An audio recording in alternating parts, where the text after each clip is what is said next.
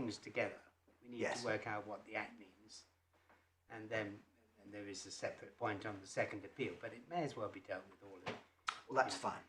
Yeah. That makes no difference. If it's any use to you, we've read quite a lot, and we can't see that.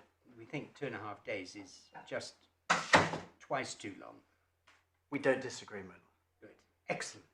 So tomorrow evening should be our ambition. Always ambitious. My lord, that won't make any difference for today in the sense that what we were going to do today under either. Right, you are going to start. I am going to start.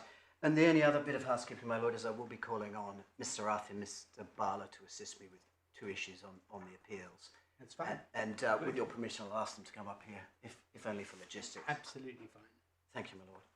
Well then, if I can start on the PTIA, we could take up the call bundle, please, at tab 99. This is where the preliminary issue is set forth. May I ask, is Core bundle. call bundle in appeal? So there are 2 core bundles. Yes. I call them the Calver core bundle and the Sullivan core bundle, but your Not the Calver call bundle, please. Calver core bundle, page 99. Yes. Got it? And is the court working on hard copy or soft? Soft, in my Hard. case. Okay. I'll I cover do both. Do not use paper and have not used it for 7 years. Well noted.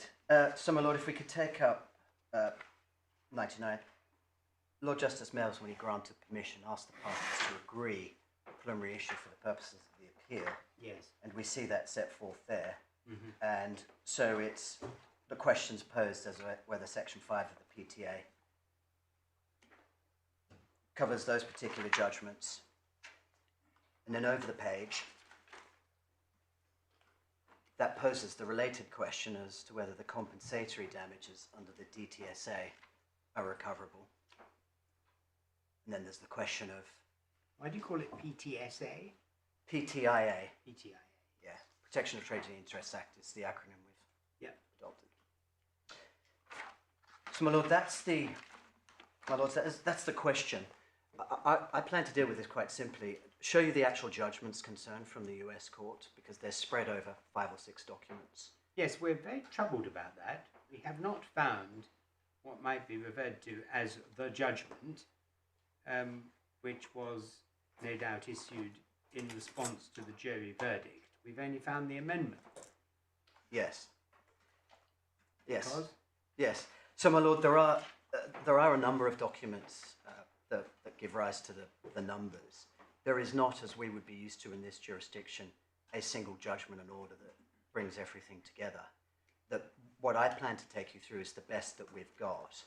And it's fair to say there has been some summarising in the sense that there were intermediate documents in between some of them that we haven't troubled you with because they weren't relied on at first instance and we say aren't relevant here.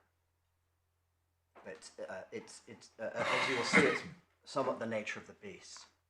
But the reason we say it's important for you to see the actual pieces of paper because, of course, the issue of interpretation on this appeal is what does the word judgment mean in 5.3 on the second occasion it's used. So we need to know what the judgments are for the purpose of enforcement and whether there are exceptions or not under the Act. So with that, could we go to the Calver bundle, and this is the supplemental bundle.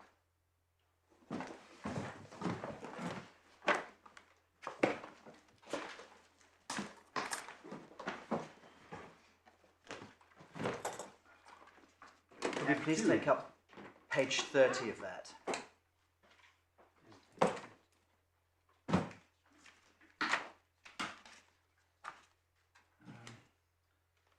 Sorry to slow you down, but just before we get there, this is the January judgment. Yes, that's correct. The sequence, we've got a chronology in the core bundle. Yes, we do. Which itself is helpful, but would be more helpful if the cross-references in it weren't to what I take to have been the core bundle before the judge, which we don't have.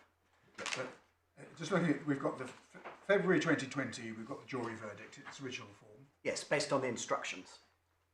Then 5th of March, we've got the US District Court original judgment. Yes. Have we got that in our bundles? Yes. Core Bundle 1872. But that's not the judgment, that's just a reference to evidence to it. So we don't have that actual judgment in the bundle, no. But I don't think my core bundle runs to 18 tabs, does it? No, we haven't got it. No, we do, yeah, so my lord, that's... I assumed that was a reference to the file core bundle. Yes, the that is. chronology hasn't been amended. That's correct. Right, so, Yeah. so we haven't got that in the bundles. But No. when the judgment you're about to take us to, which is the one at the top of the next page, Yes, for which the reference is supplementary bundle, tab 1, page 2, not core bundle 21, is a variation of yes, that judgment. yes, And its dispositive part, as far as one can see, says the award shall be varied. yes. So do we not need to see what was varied? Yes, my lord, I mean, the judgment I'm about to show, the 8th January document, does explain how it's, where it came from and where it got to. But by all means, we can have that. Just so you understand where I quite understand that we can get out of the January judgment Yes, how the various numbers are made up yes, in relation to compensatory and punitive and so on. What I'm just interested in is where is the judgment yes. of the court Well, there's a simple... we're concerned with, and is there anything more than it is so ordered at the end of this? And if it is, and this is an order which is a variation of something else, Yes. what was previously ordered? My lord, there's a simple solution with the court's permission. We will get that to you overnight. And insofar as there's anything arising from it, I will deal with it in reply, and Mr. Rubin can deal with it tomorrow. My lords, may I help? There is a document that was below which hasn't found its way into the bundle, which is what's called a final judgment, and it was before the judge, and it records the compensation and the punitive damages separately in an item more akin to what we would call a judgment. It's not in your bundles. That's the March. That's the March. The March document. Yeah. All right. Well, perhaps we could have a copy of that. Can I hand that up? Don't worry for the time being. Perhaps we could have a copy of that. And was there an equivalent after the January judgment that begins at supplementary bundle part 2, or is the dispositive part of that just? It is There is a further document which is dated the 3rd of May 2020, which is again closer to what we would think of as a judgment. It's a pro forma document, but it does record what's called the final judgment, and that these are tabs respectively 17 and 18 of the bundle below. All right. Well, perhaps we could have those. We'd have those, and those two documents fit in between the various, I'll call them other instruments that I'm going to show you. Thank you. So, my lord, we have the February document as we've referred to in the chronology, the jury verdict. We then have the 5th of March document, which we will show you. There's then briefing between the parties in relation to variations to the judgment. And if we could pick it up, please, in the Calver core bundle at 31.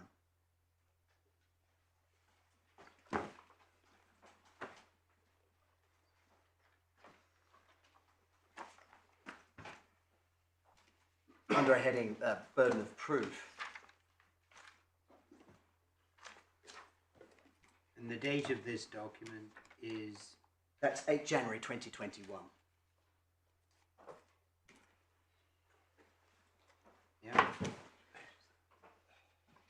So, my lord, I don't need to bother you with the reasoning because it relates to issues of US law as to the damages. But if you look at paragraph 10 at the bottom of 32, and they're dealing with a question here of double recovery. And they're noting in paragraph 10 that the amount awarded under the DTSA represents Motorola's loss of profits, not Hytera's profits. You're talking about the supplementary bundle, not the core. Oh, sorry, supplementary bundle, yes. Yeah, we got them.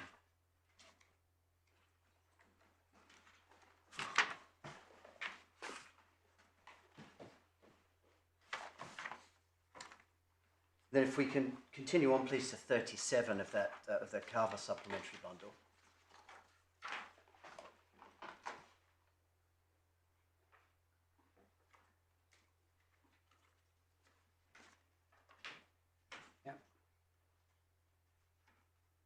paragraph? Paragraph 24 on 36 just confirms that it's a use-based private cause of action, even if the acquisition occurred before the effective date of the statute, or if the use began before the effective date. And you'll have seen that the loss of profits is split between the copyright damages and the DTSA. And the reason that ends up being the case is because both actions were pursued, but you can only recover, the court concluded, the losses post the inception of the Act. So that's why we see the split.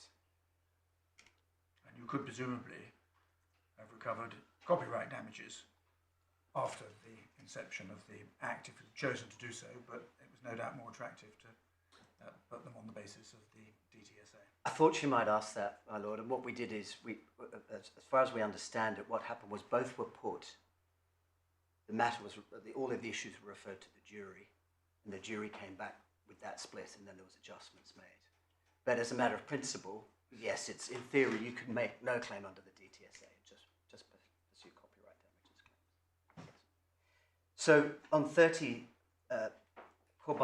Supplemental Bundle 37, paragraphs in 28 and 29.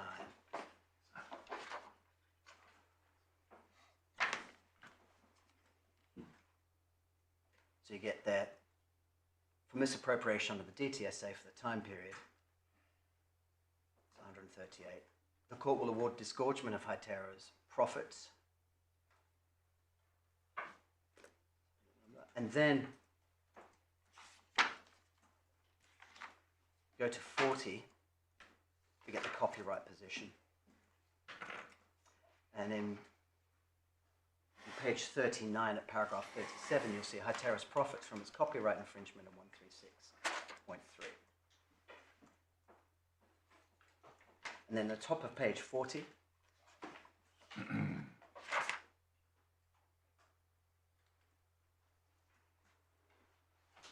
it's all brought together.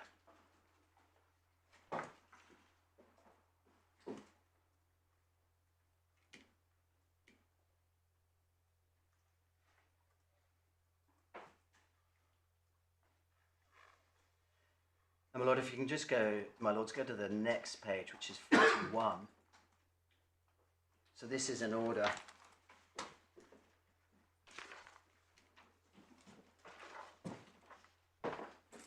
followed that with respect to interest. It's made on the same day, and this is just the entitlement to interest.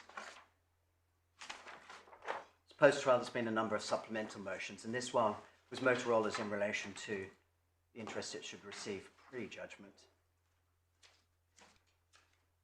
There was also a motion in relation to supplemental damages, which was rejected, and we see that at the bottom of the ruling on page Supplemental Bundle 41. And then over the next page, this is the entitlement to interest. Court accepts as an entitlement, and then in the third paragraph, finally, the pre-judgment interest should be calculated beginning March 2010 for profits. Date of judgment's 5th, and then there's a requirement that there be submissions relating to the amount of interest.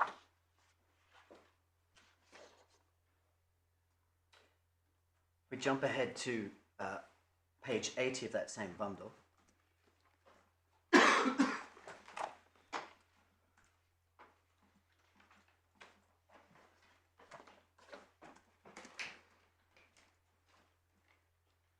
There's the order relating to the interest. And there was a competing position. Motorola had asked for $121 million. Hytera, the expert, come in at a much lower number.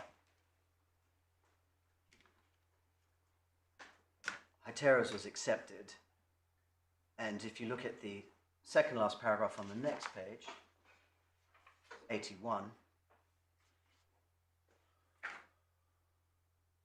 the better way to compensate Motorola for the time of the ill-gotten profits is to begin accruing pre-judgment interest when Hytera obtained ill-gotten. Where are you reading? Sorry. Where are you reading? Oh, sorry. Second paragraph on that page, 4/5 of the way down, starts the better way to compensate Motorola for the time value.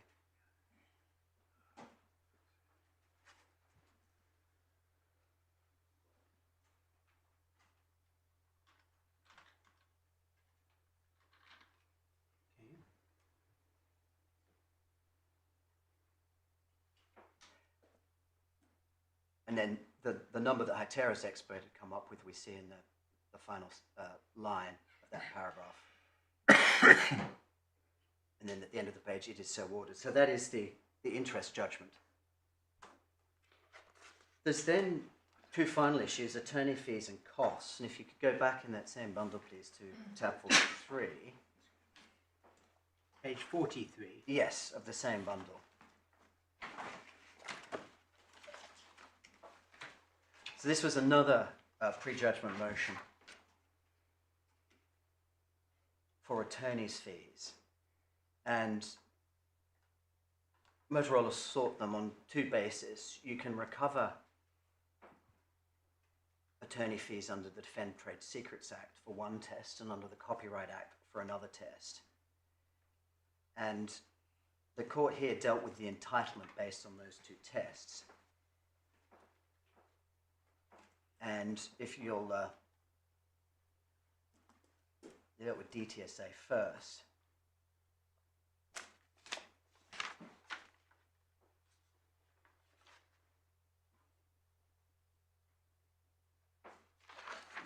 You can pick that up on the following page at 44. So in the first paragraph, you'll see that Motorola seeks just over $34 million for hours expended by 16 lawyers over 35 months. So unlike here, the entitlement is these are the fees, and if you satisfy the tests, you recover them. And it's not done on an issue-by-issue basis or by reference to your success. It's done by reference to effectively the conduct of the party that you're seeking them against. And you'll see that... Have we got the test set out? Yes, we do. So if you go down, my lord, in that same page, the second paragraph beginning, or third, sorry, courts may award reasonable attorney fees to a prevailing party under the federal and Illinois trade secrets law if the trade secret misappropriation was willful and malicious. Yeah. And we have that 18 USC in the bundles, and I'll come to it later if necessary. There's then a discussion about whether that test, willful and malicious, is satisfied. And that's summarized at the second last paragraph on this page. Briefly, Hytera stole the entirety of Motorola's highly confidential DMR source. So if I could kindly ask you to read that paragraph.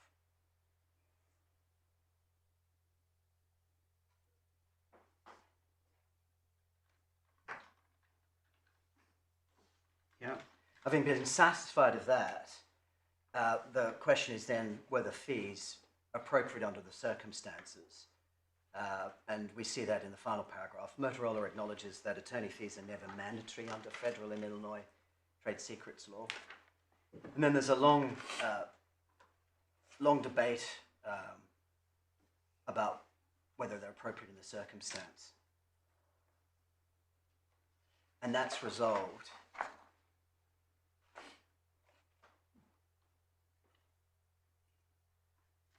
in Motorola's favours. And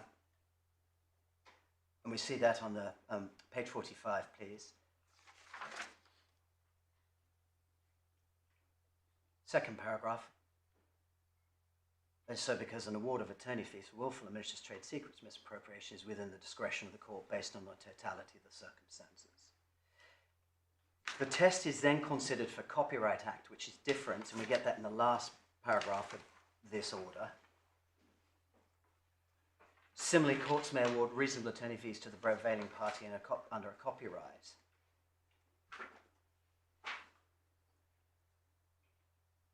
And there's an argument about whether they really are the prevailing party because of the copyright position, and you'll see the background to that explained there. Over the next page, you get the test. Should consider the totality of the circumstances of the case, placing substantial weight on the objective reasonableness of losing parties' litigating position, considering other factors like frivolous, motivation, litigation, misconduct, etc. That's also decided in Motorola's favour in the next paragraph. If you could kindly read from, but the court agrees with Motorola that many of Hytera's litigating positions were objectively unreasonable. And then there's there's a finding at the top of the next paragraph. Accordingly, the court finds that Motorola is entitled to reasonable attorney fees for prevailing on its claims against Hytera. And then finally, and very much least, is the costs. And these are just the very boring costs that are incurred in the course of a trial in the United States. If we go to Supplemental Bundle 47, it's the same bundle. This is a separate memorandum of opinion and order. And you'll see, just in the first paragraph after the heading, that Motorola filed a bill of costs. And at the top of the next page, you see the amount. It's just over $2.6 million. And what happens here is it's almost like a cost judgment that we would see here. It's a long and torturous journey through things like depositions, translators, OCRing, and so on. If you jump to 78, you will see where all of that turned out. And in short, Motorola recovered the vast majority.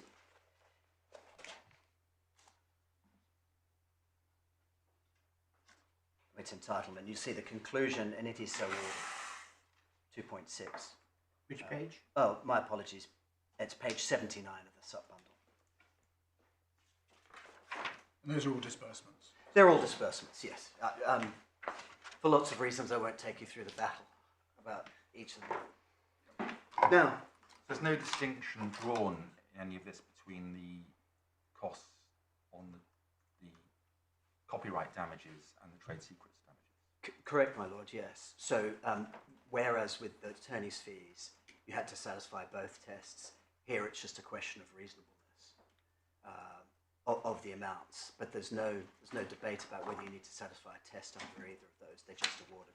The attorney's fees, those were cumulative for both courses of action. Yes, I mean the attorney fees were split no more simplistically than how many attorneys over how many periods of time and the final amount. So it's every single hour spent on the case, effectively. So when in Illinois the copyright damages judgment was set aside, yes. What happened to the costs? The costs were not set aside. They are still... They're still there. And it's not relevant just now, but I should let you know that the parties have corresponded and we have an agreed position on the status of the Illinois proceedings, both in terms of the remand decision and the criminal proceedings, but I'll touch on that later. The current status. Current status, yes.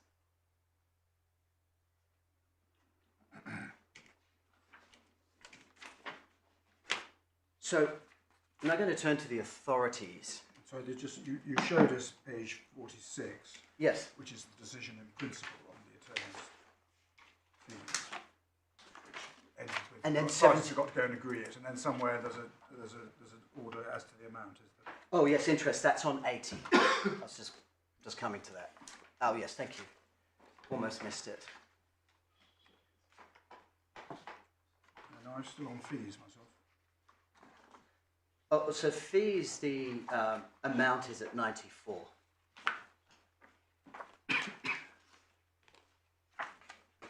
My lord, have you got the interest? That was on.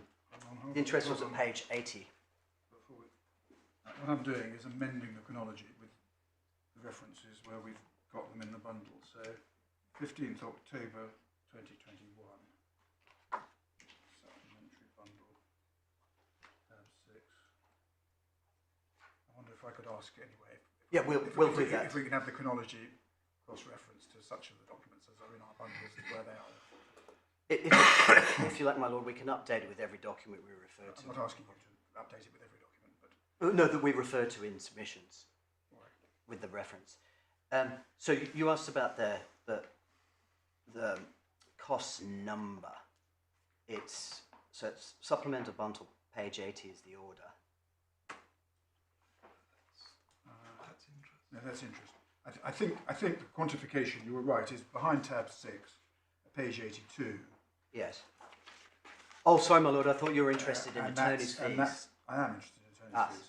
And isn't that where we get the amount? I'm just looking at page 94 at the end of that tab. Yes, that's where you get the in amount. the You amount also, of 34.2 million, it is so ordered. So that's the order in relation to the attorney's fees. yes, and the order appears at the beginning, and then it is so ordered at the end. Yes, I see. Yes, and on 83, page 83,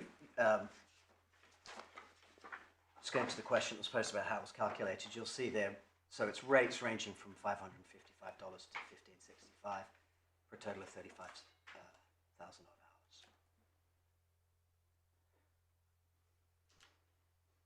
And the debate is a debate not uncommon here about whether it was rates for lawyers was too high or not.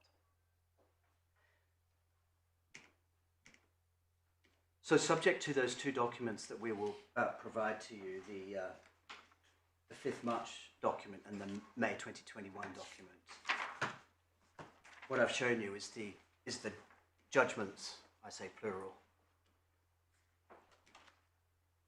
that are issued here in terms of enforcement.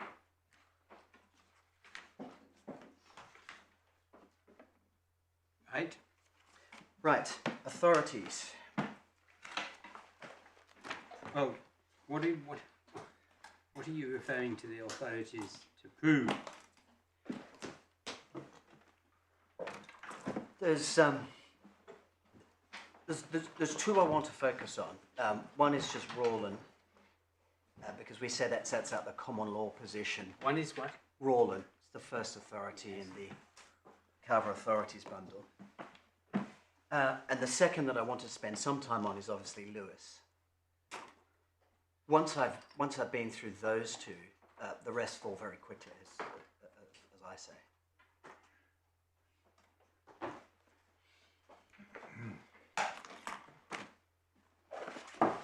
So Rawlin and Fisher.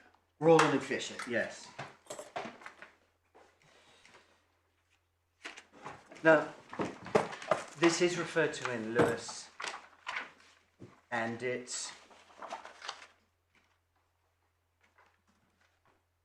was presented by Mr. Mill, who appeared in Lewis, for Mr. Lewis, as the principle of severance. Page 4 of the authorities bundle. American lady recklessly galloping on her horse. Hits a French officer. Under the French system, there's a criminal prosecution against her. He joins that and claims damages.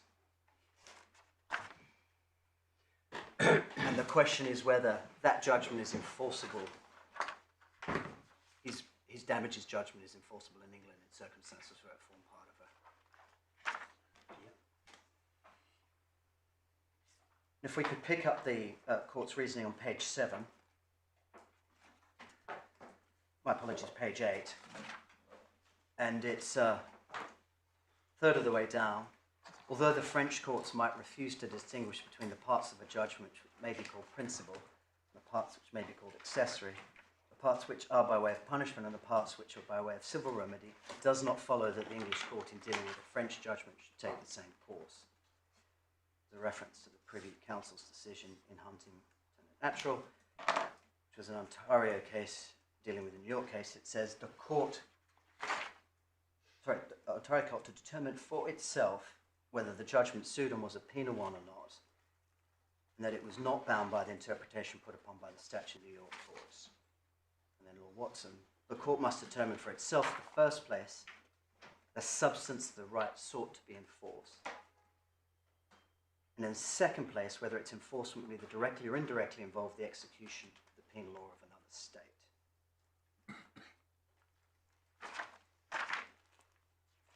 And if we go over the page, again a third of the way down, I have therefore to inquire, first of all, whether this judgment, insofar as it concerns the present plaintiff, is one for the satisfaction of a private wrong or for the punishment of an infraction of public law. And secondly, whether, if as it be regards him only for the satisfaction of a private wrong, is it one which can be separated from the rest of the judgment, so that he may sue upon the judgment in spite of the fact that a considerable part of it relates purely to criminal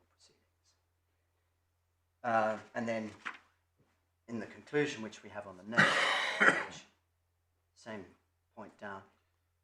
It seems to me that there is no doubt that the public prosecution and private suit are two quite separate and distinct proceedings, or they are for the purpose of procedures combined in one.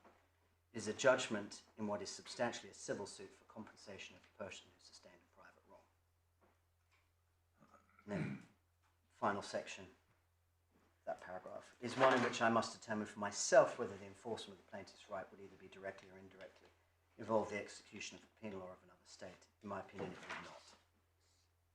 It was given at a time when the only issue being contested was of a private and civil character, and one which the state has nothing to do with whatever.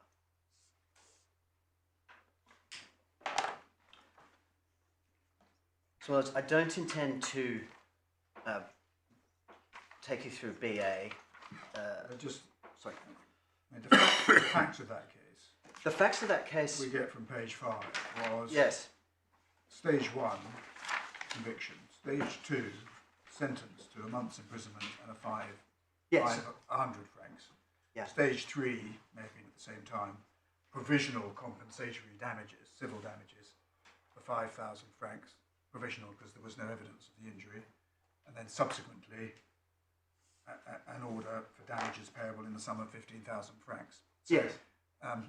a separate judgment and order for the 15,000 francs, which was purely compensatory.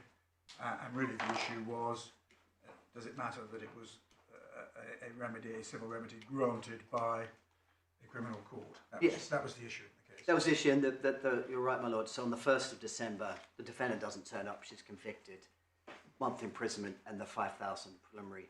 Then in March, she does turn up, imprisonment is taken away, and then the damage is increased.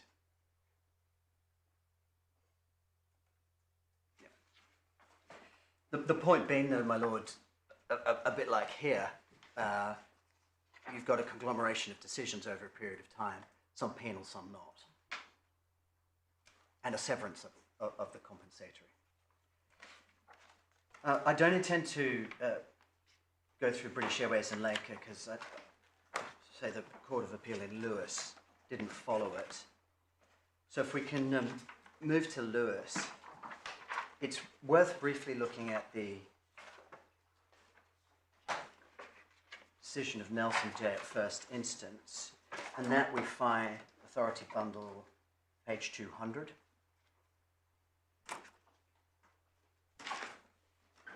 So you may have picked up that the position was different between first instance and second instance with respect to the status of the US proceeding. So at first instance before Nelson, there was what I'll call the fraud judgment, which is purely compensatory. There'd been success on the RICO claim, but that hadn't been assessed, and that was taking place. So that's why there's a slightly different approach between the two instances. If you could,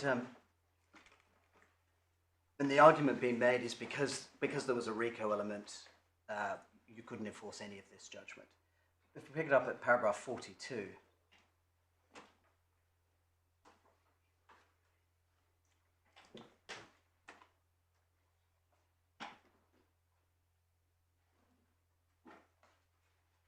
it would be absurd if a judgment for over 7 million would be wholly unenforceable in the United Kingdom because 5% of the award is under the RICO statute. Then in 44, there's a reference to Rawlin and Fisher. The objectionable parts can in any event be severed as occurred in Rawlin and Fisher.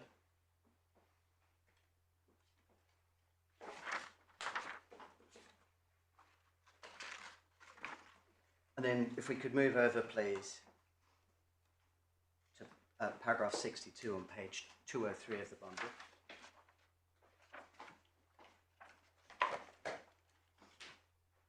I do not accept the proposition that the mischief of multiple damages is so great that an entirely proper judgment obtained upon the merits, which is wholly unobjectionable, should become unenforceable under the Act simply because one element of it is subject to multiple damages. And then lastly, paragraph 63 is the point about Section 3 of the Act, and as you've probably picked up, Section 6 of the Act, this is of the PTIA, allows a party who's paid, for whatever reason, multiple damages to to claim them back, but not compensatory damages. So in our case, for example, so hypothetically Hytera paid all of the judgments. They could sue under Section 6 for the doubled DTSA damages, but not the compensatory. And the judge there relies that on a reason why that can't be the intent.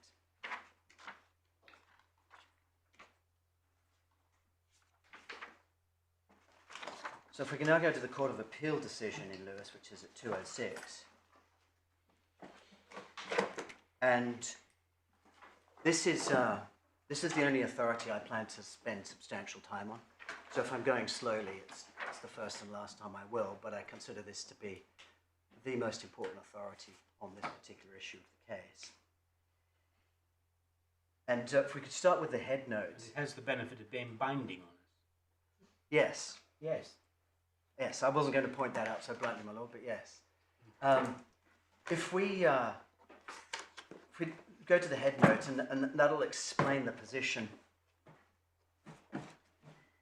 that I just described about the difference between the first instance and the second instance. So it notes that there was a judgment for just over $6.8 million, and then basic damages for racketeering and fraud. There's a summary judgment application. And you'll see there just below D, the judge held that since the basic RICO award had not in fact trebled the judgment, there was not a judgment for multiple damages, and he dismissed the defendant's appeal on the claimant's undertaking to withdraw the motions. Before the appeal was heard, and despite the withdrawal, the original US judgment was replaced by a single composite judgment for $8 million. And as we'll see, there was somewhat of a mix-up in the federal court that resulted in that. And then there's a very important concession there that we say is, with respect, overstated and overplayed by my learned friend. And that is that for the purpose of the appeal, the claimant conceded the RICO damages, so both the compensatory aspect, but also the multiple. Then what we see there is allowing the appeal in part, the fact that the money judgment was in form of a single composite judgment for the total of its separately quantifiable parts should not prevent enforcement of unacceptable parts, which could be readily distinguished separately and quantified. And then there's a reference to the clearly identified multiplied award.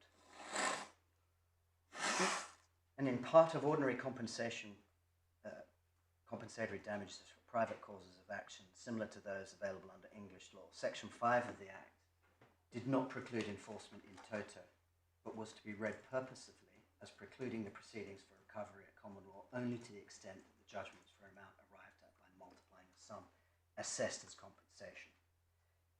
And then there's two important dicta points. One, British Airways and Laken not followed.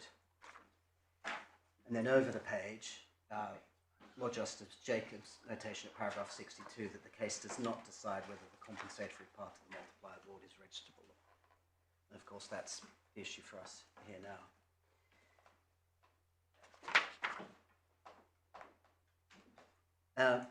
My lords, if we could go to page 209. And what we see there is just the history of how the final US judgment with the RICO element came to be about. So the undertaking was complied with by Lewis, who wrote to the US court, but before that could be properly implemented, an order was issued. And we see that at paragraph 11.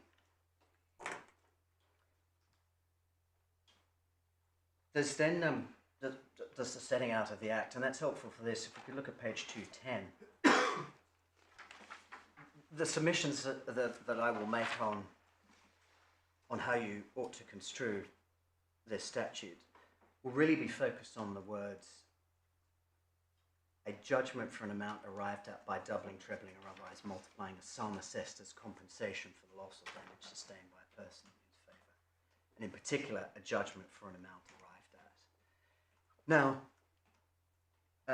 What we then see is section 6, and you'll see there in the quote of paragraph 2,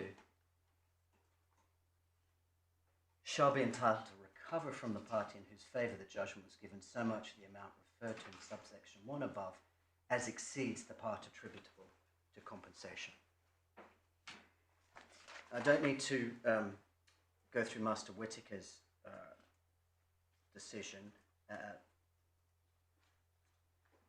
nor Nelson Shays, because I've shown you that. On page 212 at paragraph 22, there's a summary of what I've already shown you the guts of, which is what happened in New York. And then at 28, the issue on the appeal is addressed.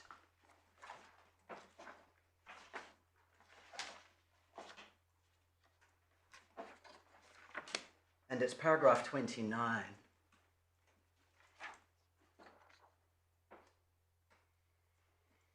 It's the essence of it.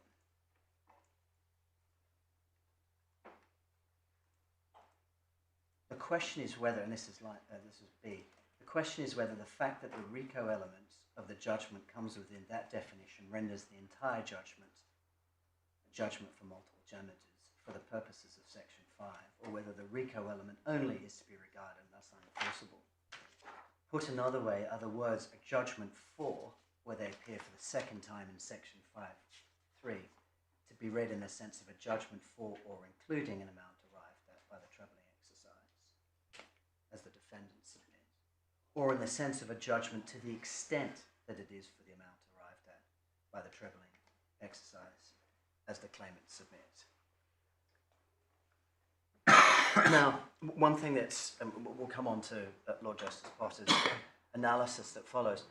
One thing that's said against me on these principles is, that was relating to a situation that's not yours. It was a situation where the RICO element had been taken out. And it was really just a question of whether the existence of the RICO tainted everything else. Your case is different. You've got separate causes of action. And I say that that's true, and it's something we must bear in mind, but it doesn't take away from the power and the compelling nature of the reasoning as to how you ought to construe those words. In other words, you don't construe those words differently because you've got a different situation.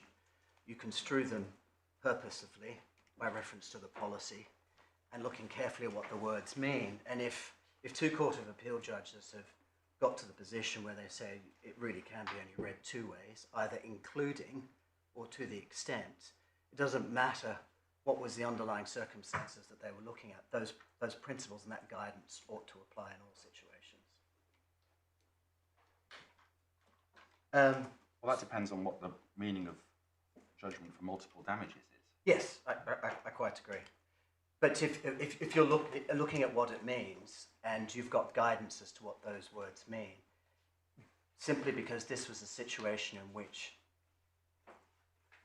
it was different to ours, there were other causes of action involved, doesn't mean you don't take on board this guidance. That's the simple point. No higher, no worse than that. Could we now turn to the discussion, which we see on page 216.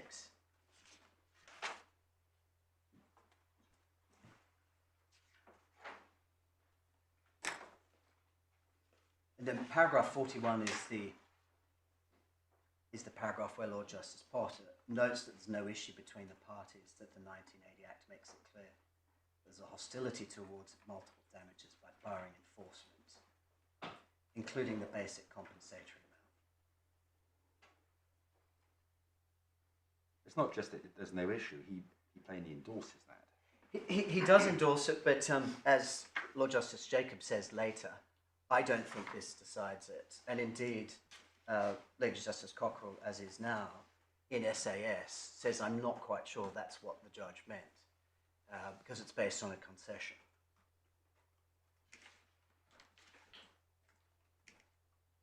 And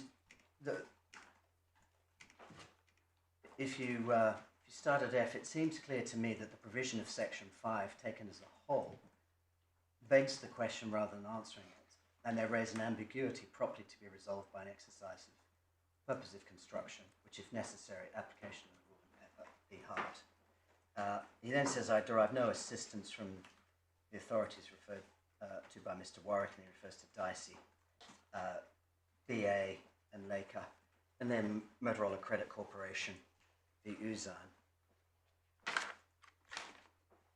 Yes, I mean, when the head note says dicta in British Airways and Laker not followed, Yes. all he's saying is that they weren't dealing with the situation we're dealing Yes. Yeah, and that's why I didn't bother showing you that. It's not. It doesn't deal with the issue squarely. There's no analysis of the with. language. It does deal with the issue, albeit plainly obiter, Yes. with which we are concerned in this appeal. Yes. Namely, whether if you've got a pure multiple damages judgment, what is objectionable is only the punitive element as opposed to all of it. Yes. It does deal with that.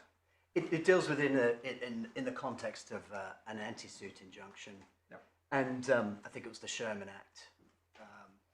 Yes, my lord, and it was the same in Motorola Uzan in the sense that that was worldwide freezing orders, with the underlying claim being a RICO claim, and whether that would ultimately be enforceable in England. When I say it doesn't deal with it, in the sense it doesn't go through the analysis of the words, as is done here.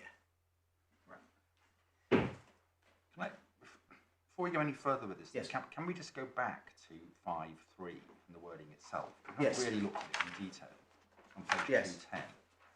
A So we're judgment on page 212? 210, 210. So 210, yes. Top of the page. A judgment for multiple damages means a judgment for an amount arrived at by doubling, trebling, or otherwise multiplying a sum assessed as compensation. So, on the face of it, as Lord Justice Potter says, that makes it plain that multiple damages includes the compensation element. Otherwise, the amount wouldn't be double or treble. Yes, my lord, but it depends whether you say a judgment for an amount arrived at by doubling. You can look at it this way. If you have a judgment in front of you and it's got compensation for X and then it's doubled, you can just as easily read that to be, oh, the judgment for an amount arrived at by doubling, the amount assessed as compensation, is the second piece, the bit that's double. It's not the first piece, which is just the compensation. And as he alludes to, and as Lord Justice Jacob alludes to later, and you see this on page 214, put another way, other words, a judgment for, where they appear for the second time in section 5.3. Where are you reading now? Oh, sorry, my apologies. Page 214 of the authority, and it's at C. Yeah. Put another way, are the words judgment for, where they appear for a second time in section 5.3, to be read in the sense of a judgment for or including an amount arrived at by the trebling exercise? That would be the construction you just posited, my lord. Or in the sense of a judgment to the extent that it is for an amount arrived at by the trebling exercise. I don't think that's the issue that he's addressing. That's totally correct that it's not the issue he's addressing, but as I said earlier, if we're looking at the construct of those words, we have to construe them and come up with what they mean. The fact that we'll apply them to different circumstances doesn't change the analysis of what the words mean. But I think sorry, go on. And the case against you is Yes. That is what Hytera are doing. They are recognising that you can have a hybrid judgment, as you had in Lewis, Yeah. which has got a cause of action for a compensatory amount, and you can have a multiple damages judgment.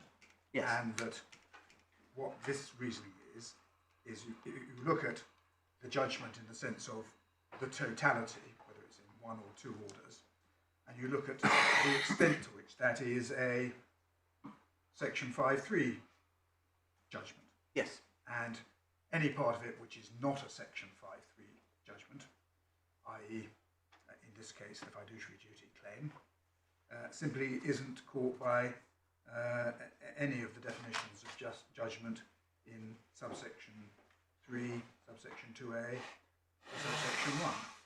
Yes. And that reasoning works on Lord Justice Potter's analysis that what Section 5.3 is concerned with as a multiple damages judgment is all of it, including the compensatory element, and to the extent that, in his reading, doesn't invade the whole of the multiple damage judgment. It invades the wider hybrid judgment. Yes. So what you're seeking to do is to get out of this some reasoning of Lord Justice Potter that what he's talking about is the multiple damages judgment to the extent it's punitive, and that's just not. No, and I don't take it that far, because what do you? What I do is I say the natural consequence, because what you're really doing there, if you say to the extent, is you're taking a purposive approach. You're saying, what was the purpose of this statute in the first place? It was to stop, and we'll come on actually. That's what I was going to take you to next. We've got the pepper and heart evidence. If you are going to the extent of saying, I will actually have a look and see to the extent to which it is multiplied, and you are looking at it from the point of view, the only purpose here is to stop penal judgments, and in that sense it's trebled or doubled. It doesn't say anything about, as a deterrent, let's stop the compensatory aspect too. So that's the only purpose of the Act, no more. It's an Act that is, by those that carried out the parliamentary reading, not designed to change anything. It's not designed to do anything extraordinary. In their view, the purpose of excluding the right to recover compensatory elements of multiple damages is expressly referred to in paragraph 45.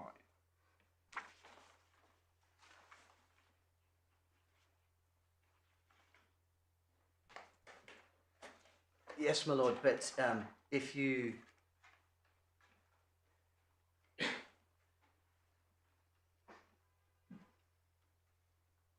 Yes, but that's Mr. Knott speaking. He's not a judge interpreting what it means. He's simply saying multi-damage awards. So I say that is not, Mr. Knott is not saying there multi-damages award including the compensatory aspect. Because if you go on to see what the Secretary of State says, you see, that's why I showed you Rowland and Fletcher. If you accept that the position prior to this Act was that you sever,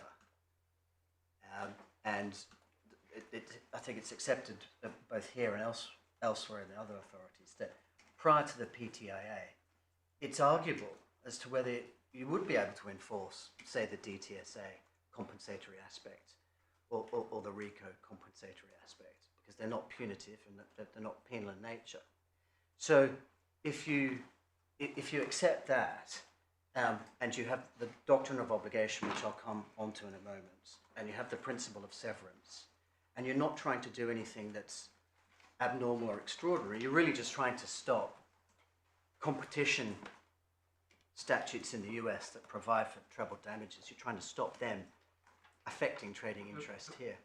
The Sherman Act was when? I mean, it's a long time ago. Yes, it was before this Act. A long, was it the 1920s, was it? Or Yeah, it was the 20s, and then it was, I think it was updated, but I think it's the Clayton Act. And then there was Clayton Act. Yes. And there were, before the 1980 Act, quite a lot of US statutes that provided for multiple damages. Yes. Are you saying that under the authority of Rawlin, none of those would have been, No. development wouldn't have been enforceable absent the 1980 Act? No, my lord, what I'm saying is if you'd come to the English court pre-1980 with a US judgment, and you had said, here it is for let's say it's... treble damages under the... treble damages under a statute, but it's on there's a compensatory element of, say, 5 million that relates to trade secrets or fraud or whatever. That compensatory element would have been enforceable. Well, it all would have been enforceable, wouldn't it? Well, that would depend. I thought your submission was there was something in Rawlin that established that... No, my lord, sorry. If I gave that impression, I took it too far. It all would have been enforceable. It wouldn't have been a question of having to try and work out what was compensatory and what was punitive. And the 1980 Act didn't outlaw all exemplary or punitive damages, only a particular type. class of them. No, my lord, but my point, and apologies if it was taken that high, I didn't intend it to be as high as that. It was more this, that if you had a US judgment that involved some trebling, Yeah. pre this act, I say you'd have been able to enforce the compensatory element, but you probably wouldn't have been able to enforce the treble element because somebody would have argued that it was a penalty because it involved trebling. Well, did anyone argue that in the decades before Well, this act came into force? I'd be rather surprised if they had and it had succeeded. My lord, the answer to that question is I wish I could have found something that gave the answer either way. I think Yeah. I think it was just assumed that they were enforceable. Yes. But again, my lord. Subject, of course, to the usual rules on Yes. recognition. Yes. But my point is as simple as this. As Lord Justice Jacob describes, it's a severe injustice to say to a litigant in a US proceeding, I put up all my claims, I recover my loss of profits over a 10-year period, it's split between two different acts. I can enforce one, but I can't enforce the other because half of it was subject to a doubling. That is a serious injustice, and if that's going to be imposed by an act, and it wasn't the position prior to the act, you'd expect to see some clear words. Okay. And Yeah, I get all that, but I think my Lord, Lord Justice Phillips was inviting your attention to the words of Section 5.3, yes, and it would help me if before we get into the further extremes of thinking about why words mean something different from what they say, we have a look at what they say. yes, And what I'd like you to tell me is what precisely you say they mean.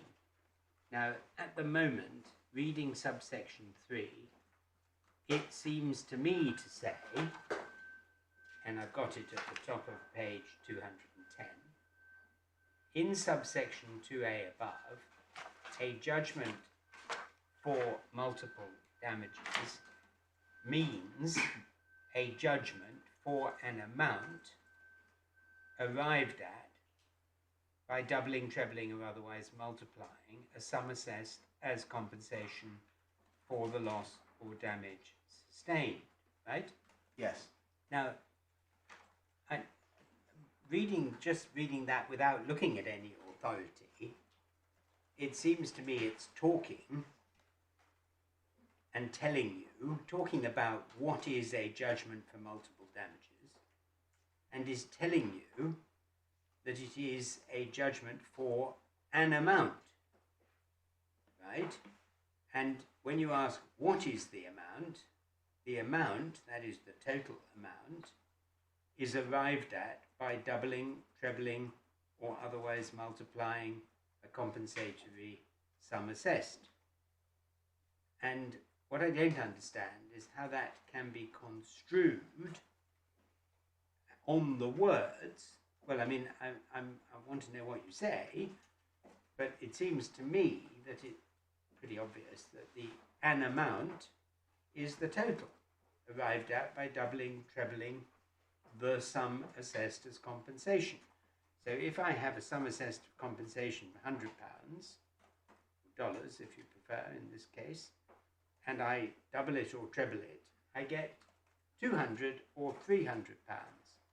And those words written on that page seem at first sight to mean that the judgment for multiple damages means a judgment for the amount. The amount is the 200 or 300 pounds, which obviously includes the compensatory sum. Now, what do you say it means that is different from that? I say when you look at the word judgment, which isn't defined, you look at it more narrowly. Sorry, when you look at the word judgment Here, here, yes, it's not defined, so judgment isn't defined in the PTIA. And where it is defined, for example, in the Administration Justice Act and the Foreign Judgments Enforcement Act, it says a judgment or an order. So I say that could be looked at and should be looked at singular. And so it is a judgment, in this case, a judgment for an amount that doubles the compensatory aspect of the DTSA award. And so I simply say this: when you're looking at the word judgment, you don't look at it as the conglomeration of all of the numbers that make it up. Well, I know that, but what I'm troubled about is that we're not actually looking at the meaning of the word judgment. We're looking at the meaning of the word judgment for multiple damages, Yes. right? And judgment for multiple damages is given a meaning by subsection 3. And so it doesn't really matter what a judgment might mean in other statutes. In this statute, a judgment for multiple damages seems to mean a judgment for an amount.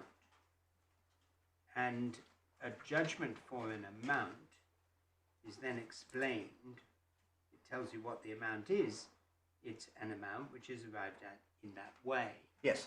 Now, so why isn't the amount, and therefore the judgment for multiple damages, defined in this section the whole amount? Because it's just the multiplied amount. What? May I suggest See, you are because, and if you look, and this is why I wanted to show you Lord Justice Jacob's judgment as well, because when you, what happened in Lewis is they said, no, we're not going to have the RICO amount, because that's exactly what was being argued on behalf of Elides. What Elides was saying is, well, you look at it, you've got a judgment for an amount that involves some doubling or trebling. And so, therefore, the whole judgment's not enforceable. That's a different point. I know it's a different point, but the analysis that was undertaken and the reasoning and rationale that was followed to make that not so, and to narrow it down and to make it more fair, was, no, it's to the extent. And so what I say is, don't stop there. You say to the extent that it's a multiplied amount. This is neatly summarised in paragraph 56. So just to answer my question, yes, because I'm an impatient judge, the words to read in are to the extent that, and you read them in. A judgment for multiple damages means a judgment for an amount to the extent that it is arrived at by. Yes, and my lord, I that's probably more elegant and eloquent than we put it in our skeleton, but words to that effect are in paragraph 56 of our skeleton. But I don't think that gets you. I don't think that gets you where you want to go. You've still got to say that the judgment is for the multiplying element rather than multiplied.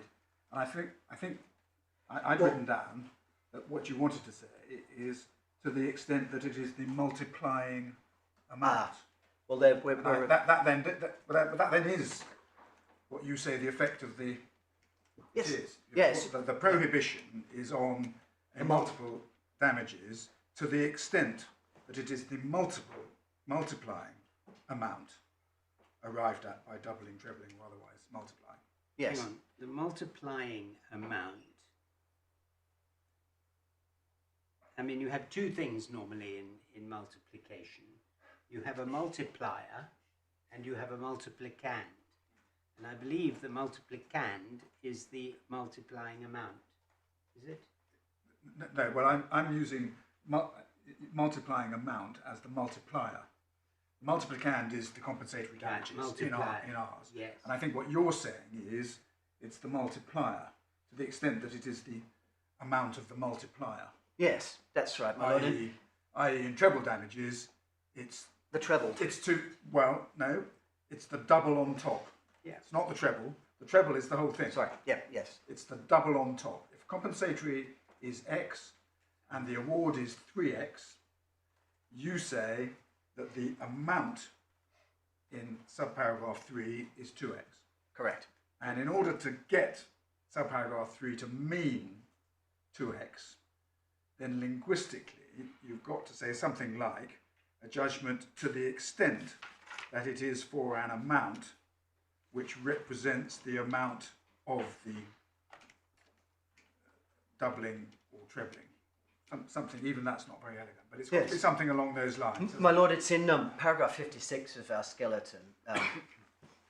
we say it in these terms. The judgment is unenforceable only to the extent that it includes a multiplied amount, and only that part of the judgment is barred from enforcement as a judgment for multiple damages. So I just I fill in the amendment. I know you say that, Mr. Strange, but what I'm trying to do is work with the words of the actual statute. Yes. Now, my lord has given you a rather lengthy insert for the statute to the extent that it is a judgment for multiple damages means a judgment for an amount to the extent that it is arrived at by doubling, trebling, or otherwise multiplying a sum assessed as compensation for loss or damage sustained by the person in whose favour the judgment was given, and represents the doubling or trebling. Could I suggest to you that the Act itself expressly makes clear that judgment for multiple damages does include the compensatory element. And we find that in Section 6.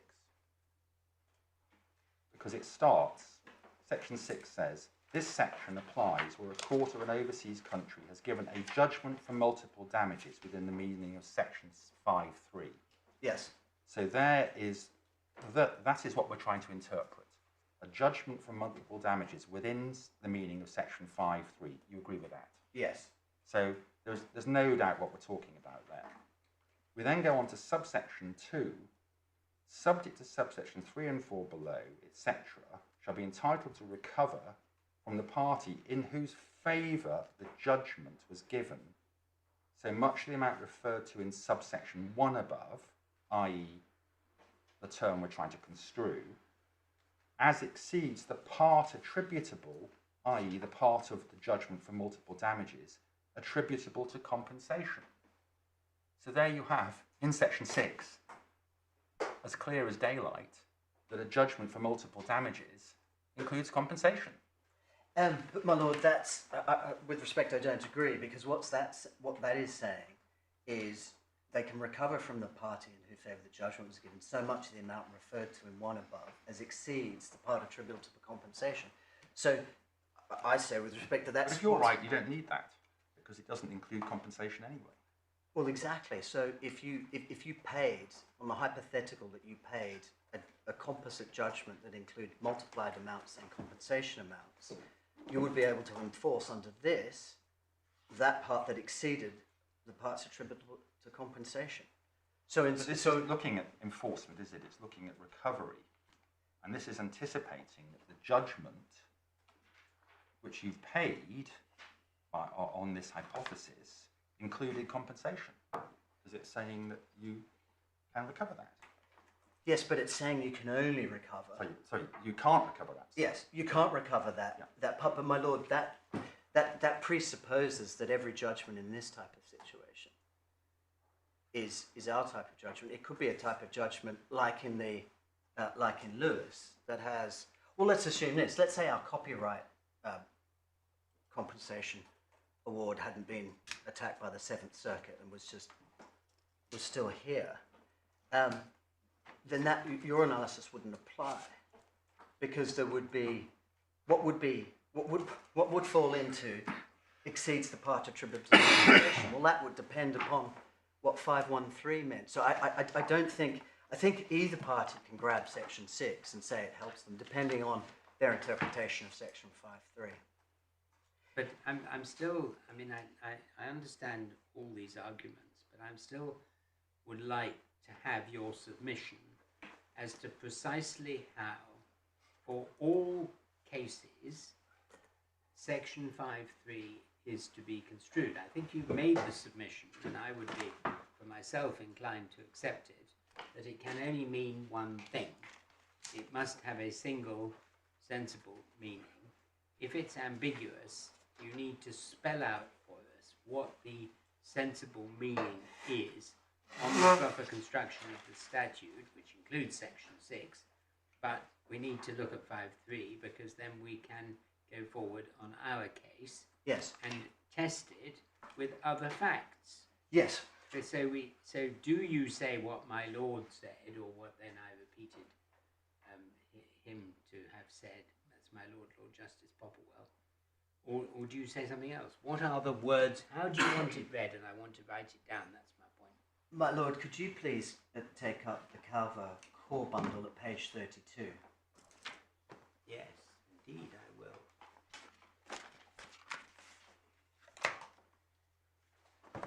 Yeah. And you'll see there, paragraph 56, we say properly construed.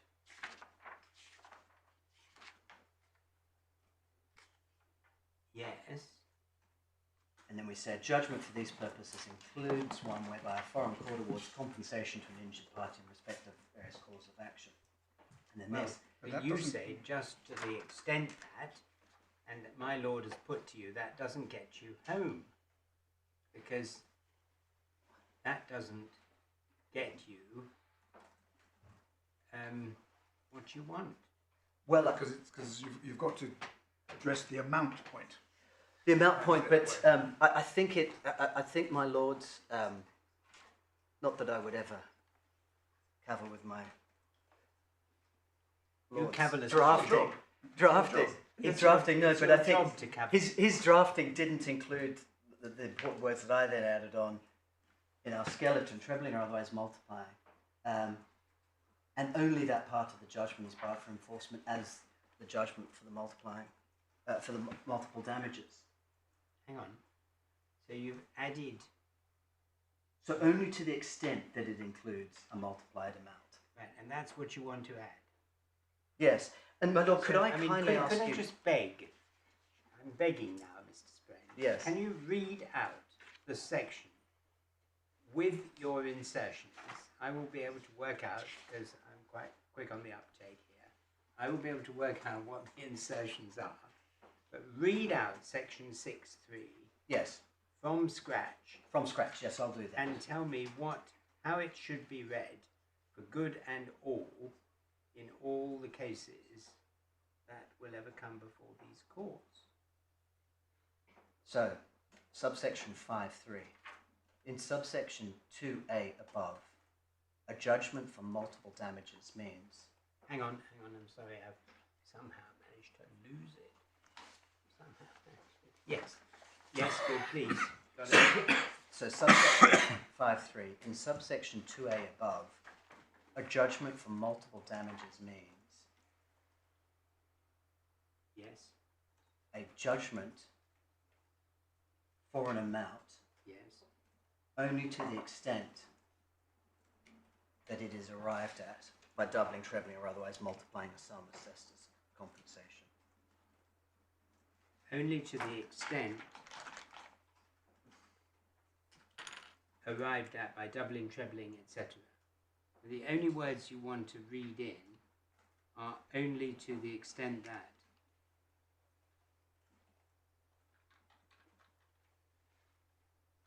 And then, my lord, as we have in the skeleton, after compensation, after damage,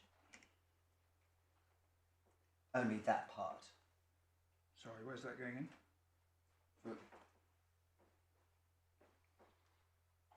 As In other words, compensation multiplying a sum assessed as compensation for the loss and for damage. the loss or damage. And only that part of the judgment. Shouldn't that come at the end? Yes, again, I'm not going to It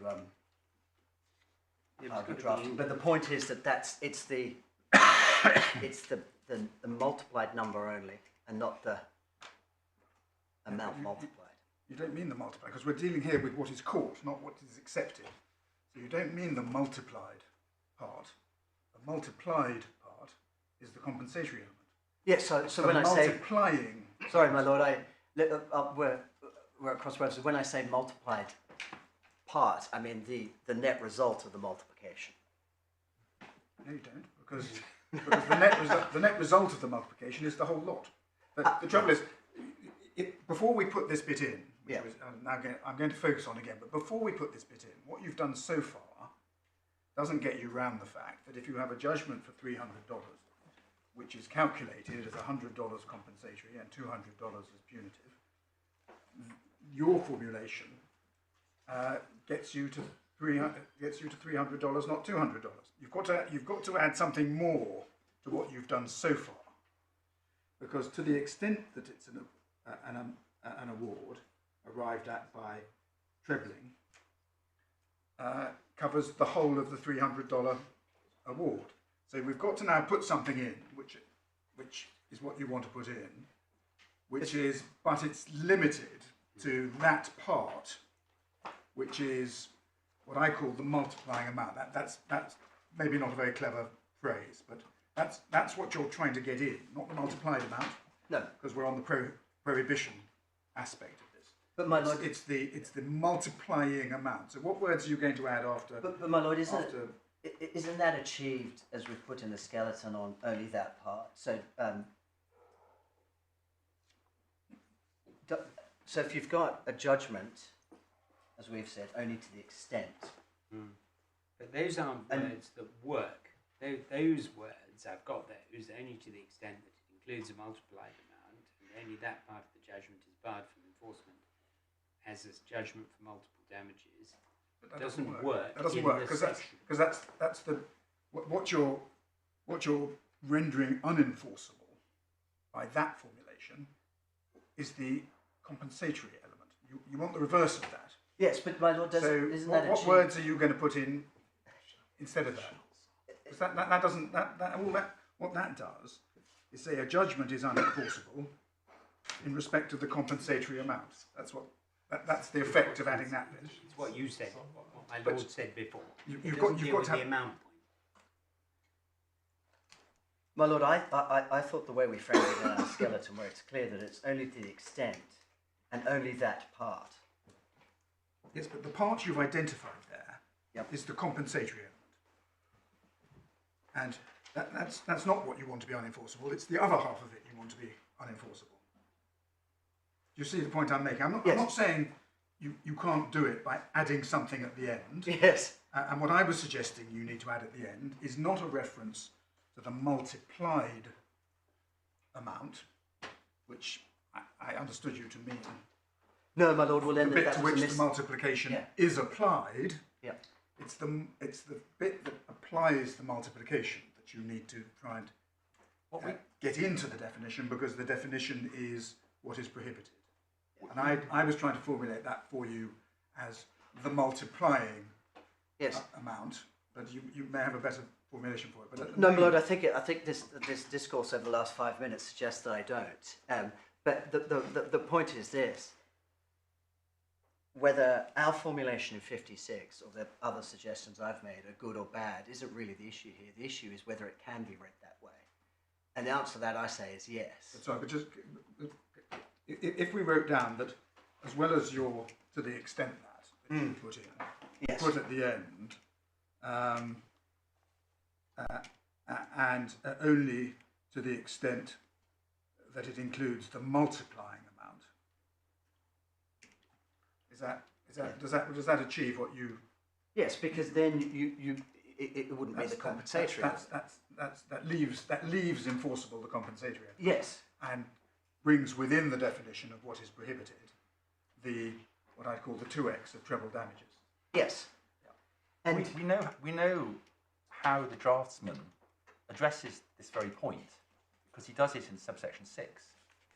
The phrase used is, as exceeds the part attributable to compensation. my lord, So, I think so that's what you have to read in, isn't Yeah. it? No, my lord, because I say that depends entirely on 5.3, and you will have elements of a judgment which will be purely compensatory attached to something like the DTSA or RICO, and then you will have the punitive or the trebled or doubled amounts. And what that's doing, it's carving out the trebled or the doubled amounts. I think that would be an alternative formulation that would achieve what you're trying to achieve, instead of my rather clumsy language at the end. Well, all you need to do, isn't it? You'd add on to the end of subsection 3 the words, insofar as it exceeds the part attributable to compensation. Yes. But then that would make a nonsense of subsection 6, wouldn't it? Well, I don't think it would make a nonsense of subsection 6, because subsection 6 would still work. You wouldn't have a situation where you would have a party not being able to recover or recovering too much, Because all Section 6 is, the bits that we say you shouldn't have to pay, you can recover elsewhere. That's the purpose of 6. Yep. Can I really wanted to have this debate with the benefit of Lord Justice Jacobs. But can I just, before we Yes. get there, because like my lord, I'm keen to focus on the language. If you read that into 5.3, then how do you deal with the expression in 5.1, recovery of any sum payable under such a judgment? I mean, we've got to, for these purposes, to construe 5.3 as Yes. meaning what it means, where we don't have the complications of any other claim. We've just got, let's say, a Sherman Act claim. Yes. $300, $100 compensation. You say that you read 5.3 in the way we've been manipulating to mean the additional $200. Yes. How can you square that with the prohibition in 5.1, which is a prohibition for the recovery of any sum payable under such a judgment? And because when it says any sum, it then refers you to 5.3. So in other words, 5.3 tells us what any sum is. So one is that's the prohibition itself. What it actually prohibits by way of sums is in 5.3. And that must be the case, because if it wasn't the case, Lewis would have been decided differently. It simply would have been, well, subsection 1 says any sum, and so no matter what the wording of 5.3, it's called. Thank you. Okay, shall we look at your passage in Lord Justice Jacobs? Yes, if we could, there are 2 passages of Lord Justice Potter's judgment I do want to show you, but let's do this. It's Authorities 219.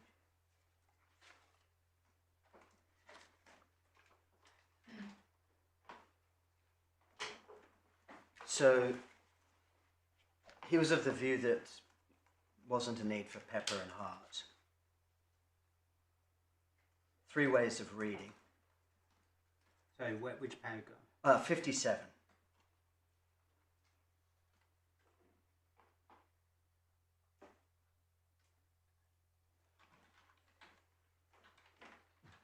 And they're then described. So the first is the amount of the overall judgment sum is one arrived at solely by multiplication. The second one is the amount of the overall judgment is one including an amount arrived at by multiplication. And then 3, the words refer only to the extent to which the overall sum includes a multiplied amount. And that refers back to paragraph 29, where Lord Justice Potter had sent them out. Mm-hmm. Now, he adopts purposive construction, along with the well-known principle that one leans against absurd conclusions. So the first meaning, he says, has the benefit of being mechanical, but no other. Because he says that would mean the whole judgment, including the multiplied element, could be enforced.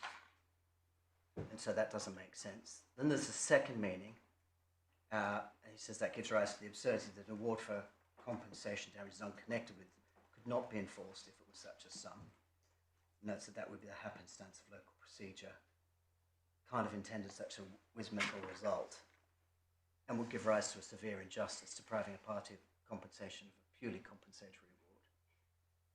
And then the third meaning has no absurdity. Purely compensatory awards can be enforced, multiple awards are not. Moreover, the purpose of the Act is implemented, making multiplied awards unregisterable. Only if the language could not bear the meaning should it be rejected. It's true that it involves reading in the words to the extent, but then meaning 2 also involves a reading in of or including, as has been pointed out.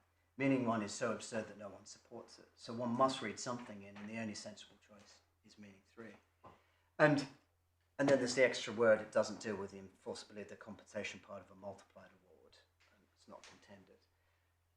And so with that, I say using that analysis, you can go a step further. And I'll just call it the manipulated meaning at this point. But So what's the manipulated meaning? the meaning that we've suggested in paragraph 56, the additions that I suggest should be made so that it has the effect.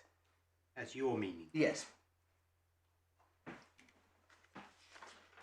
And I mean, I don't understand how he says at the end, I would not wish to be thought that the decision in this case governs that question, which he's just said it does. I mean, just said is the answer. but my lord, I think the distinction I think he's making is if you look at what he said in 60, he is saying would give rise to a severe injustice depriving a party of an enforcement of a purely compensatory award, whereas in 62 he's saying the enforceability of the compensatory part of a multiplied award. So I think that's the distinction he's drawing. Well, it's a little bit odd because Lord Justice Potter has said in terms at 41 that he thinks that the compensatory part is irrecoverable, the RICO part. Lord Justice Calver has agreed with that. Lord Justice Jacob starts his judgment by saying he agrees with it. But then at the end, there is this caveat. And the only way I can see of reading the caveat at the end is saying this judgment doesn't decide that because it's no part of the ratio of this judgment. He's not dissociating himself with the views of Lord Justice Potter, with which Lord Justice Calver agreed, and he apparently agreed in the opening words of his judgment. But he is just making clear it's not. That's obiter. That's not the ratio of this decision. Yeah. And the two other passages I want to show you, because as I said, Well, is that a reasonable reading? that is a reading. Yes, I don't say it's the only possibility. I mean, my wouldn't want to say that my judicial speculation is better than anyone else, but it also could be. This is an interesting point, and I wouldn't want to say that it's been decided here. Yep. And could I go just back to the two passages of Lord Justice Potter that I wanted to show you?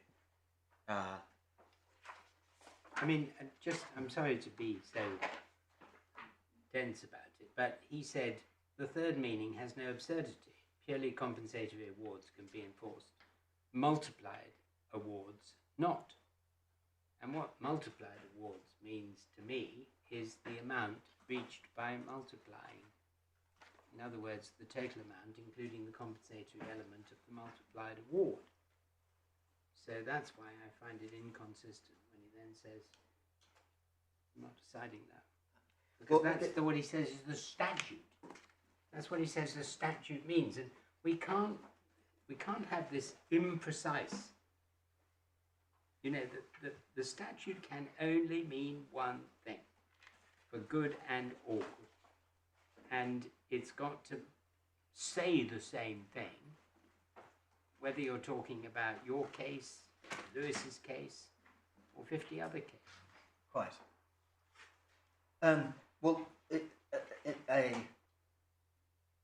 in our way, as an effort to help, could I please show you what Lord Justice Potter said in terms of his approach, where he relied on the materials of Pepper and Hart? That's on 217 of the authority.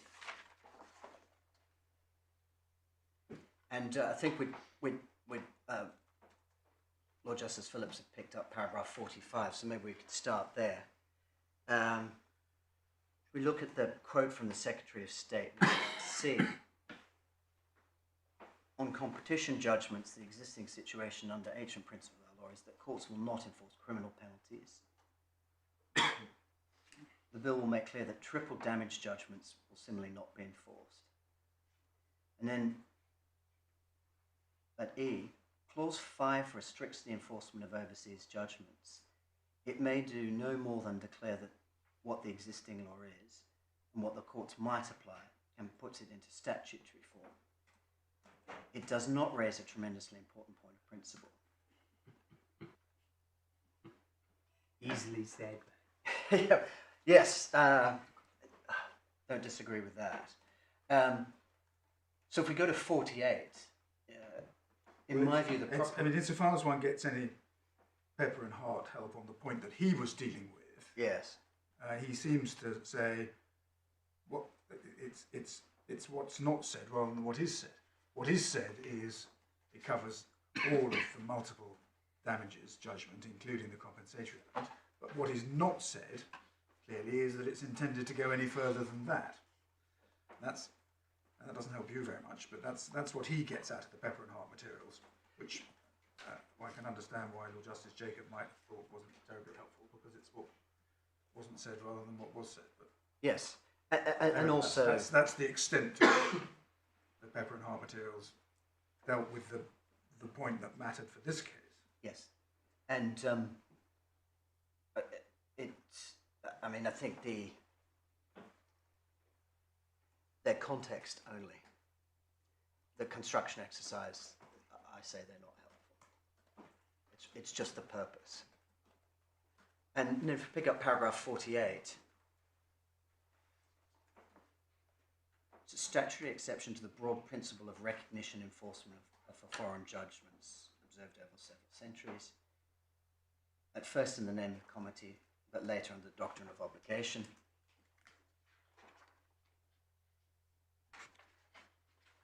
And then 51.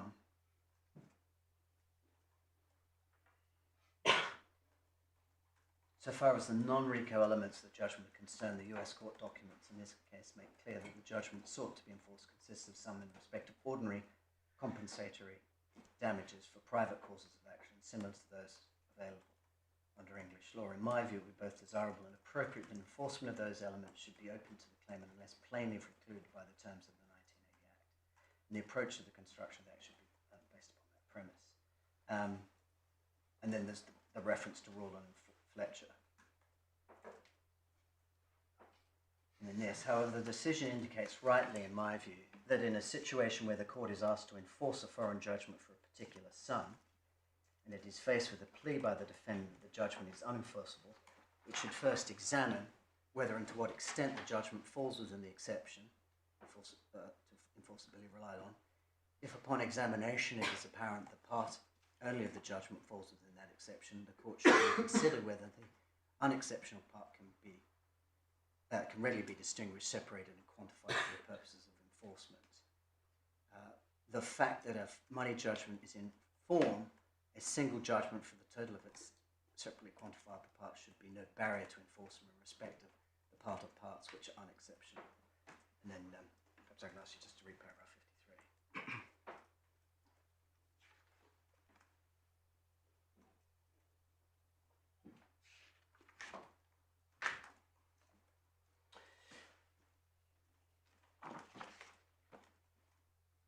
So,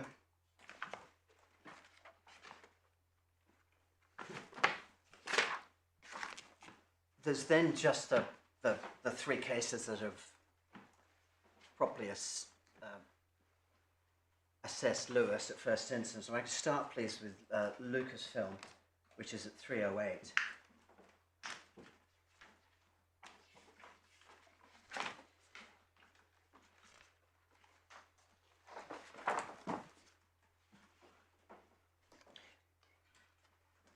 Now, in this case, there was a series of claims relating to Star Wars memorabilia. And there were a host of issues for the judge to decide. And although argued, this point was addressed over to, and if we can take that up at 389, please.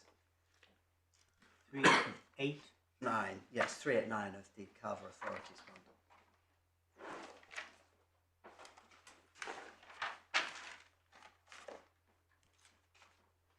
Now, in paragraph 224 there, you'll see the terms of the US judgment in that case.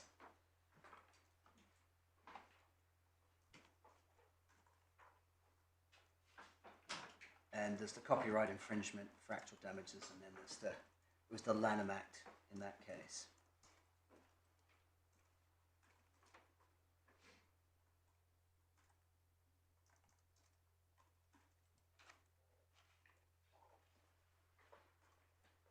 Just like Hytera is here, there's an argument summarised there from Mr. Wilson, but also the amount expressed as being compensatory was barred too.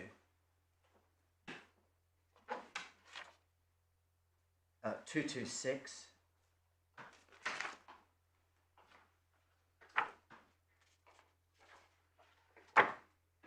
And certainly, Mr. Justice Mann took the view that Lord Justice Jacob hadn't decided and left it open. but the potter might have been minded to decide a point against the claimants. You see that at 226.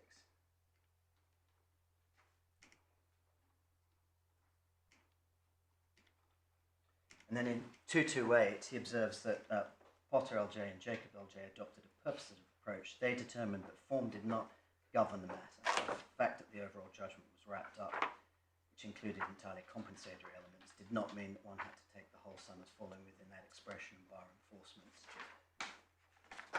And then there's reference to the paragraphs I've just shown you. If we can go over to 229.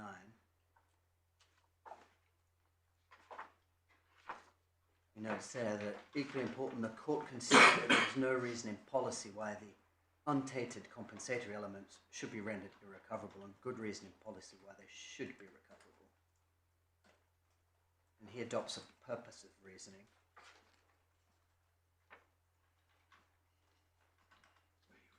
Oh, sorry, 229, top of the page.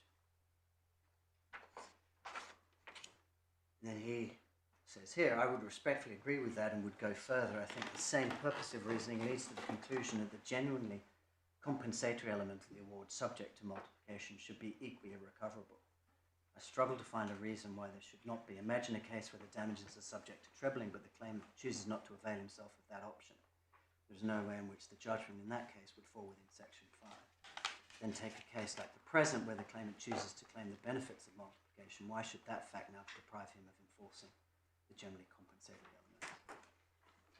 The only reason for that would be to express disapproval to the extent of removing what was otherwise a plain entitlement. That would, in my view, smack of a penalty and require clearer words than appear in the statute to justify its imposition. I do not think that the wording is sufficiently clear. The purpose of the Act is plainly to prevent something in the nature of a penalty. It's not at all plain that should be the expense of opposing another one. And then there's a reference to paragraph 61. He says this, I think with respect that one cannot quite read precisely those words into the Act anywhere and achieve the result he reaches. One is really reading in the concept, but if one does that, then one arrives without difficulty at the result that I favour. I'm not convinced that Potter LJ really intended to rule against the argument set out above, and they're plainly not a finding in any event that were not necessary for his decision. And then he goes on to talk about severability, the real sense in which this part of the judgment contains two separate and severable elements on the basis of ruling.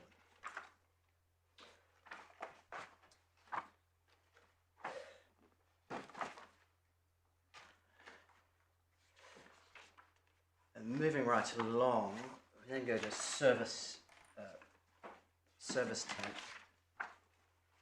I mean, the words he's put in square brackets in paragraph 230 Yes. of Lord Justice Jacob's judgment, paragraph 61, Yes.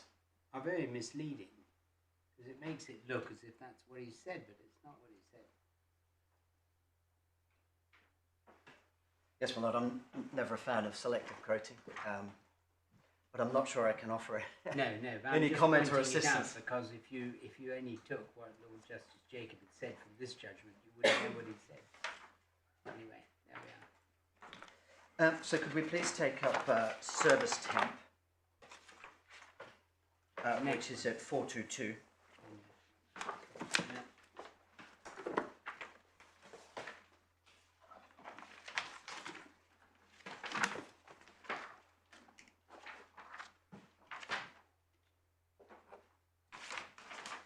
And if we get the, go to 423, we'll get the factual background.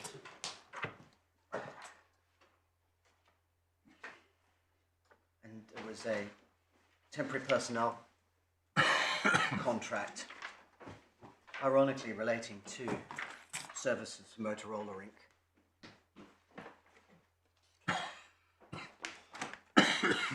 And there was a dispute about payment under that. There was a Texas judgment against the entity, and then under a Texas statute that we see described in the right-hand column at I,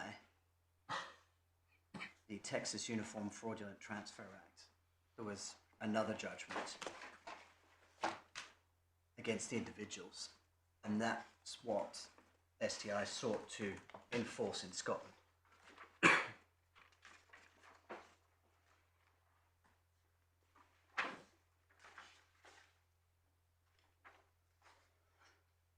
Now, if we could go to page 427 and paragraph 27, this is the reasoning.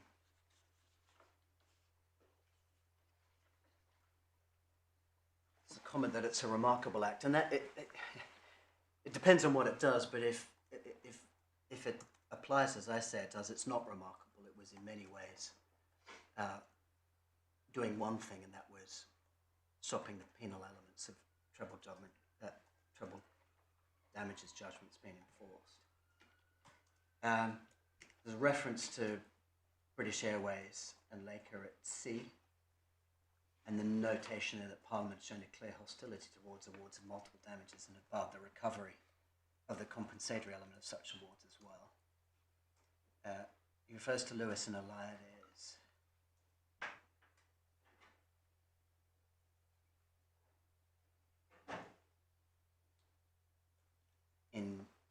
In that same paragraph 28. After dealing with the arguments, you'll see in H in the right-hand column the discussion. And it really comes down to J. It's clear in my view that Parliament sought to discourage what is considered to be the exorbitant effects of the US antitrust laws, but also with preventing the recovery of multiple damages. And 35, it's akin to prohibition from enforcement of penal laws. And then it's consistent with the purpose of the 19th to give a wide meaning to the words at end of section 5.1. C, it would be contrary to the broad intention of the legislation, which is to discourage the extraterritorial enforcement of antitrust judgments and measures for the courts to order HDL directors in the United Kingdom to pay sums to STI and antitrust claimants. And then finally, it says at 38, I'm not persuaded that there is any basis for severing the compensatory element of the judgment from its excess. And sorry, I should notice he doesn't consider there to be any ambiguity.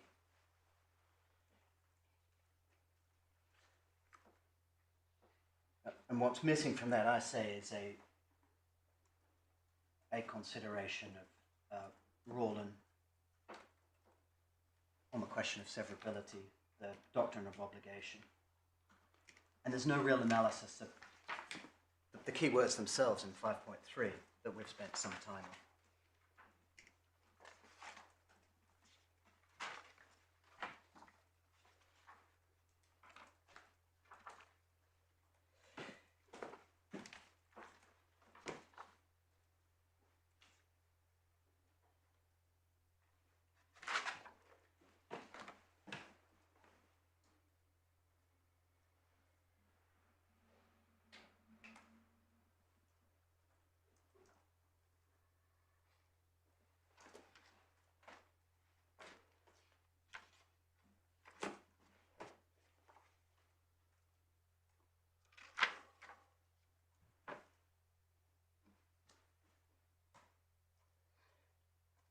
Subject to anything arising on that, we can go to SAS,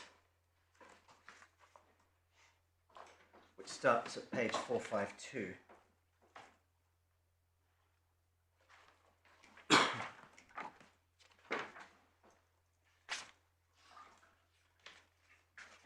And just so you have a background to the US proceedings and the US judgment, if you look at 453, at H5 and H6, they're addressed there.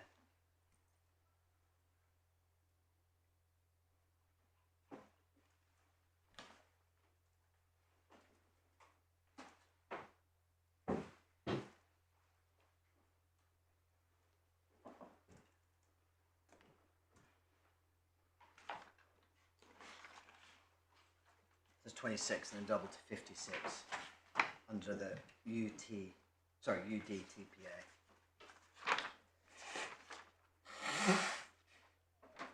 Now, in terms of the case itself, if you look at H20 on page 457,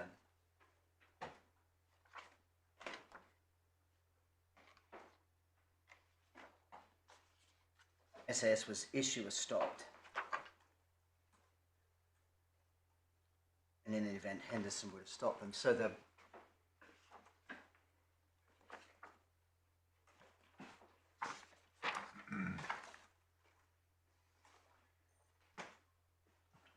these issues, however, are addressed because, like in Lucasfilm, they were argued. Could we please go to 501? It's where Section 5 PTIA was dealt with.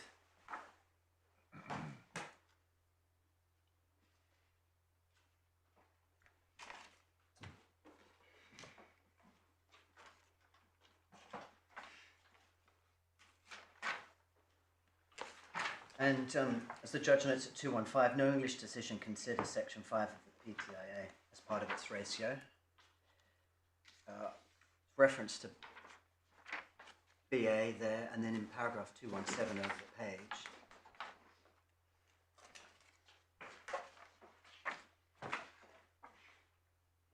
There's a reference to Lewis and Elides.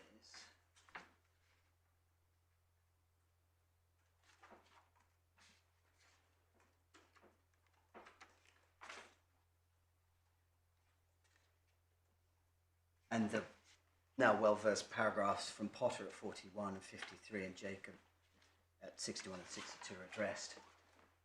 Then at the top of the next page, 504, paragraph 221, addresses Lucasfilm.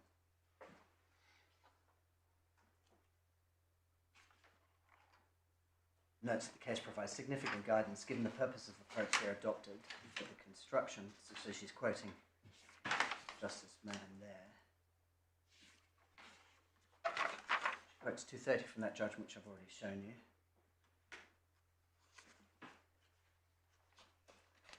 And then she refers to a case of Pace v. Durham, which I haven't shown you, but it doesn't add a huge amount to the debate. And then she refers to service temp and goes through that. Then there's the discussion. We go to 233.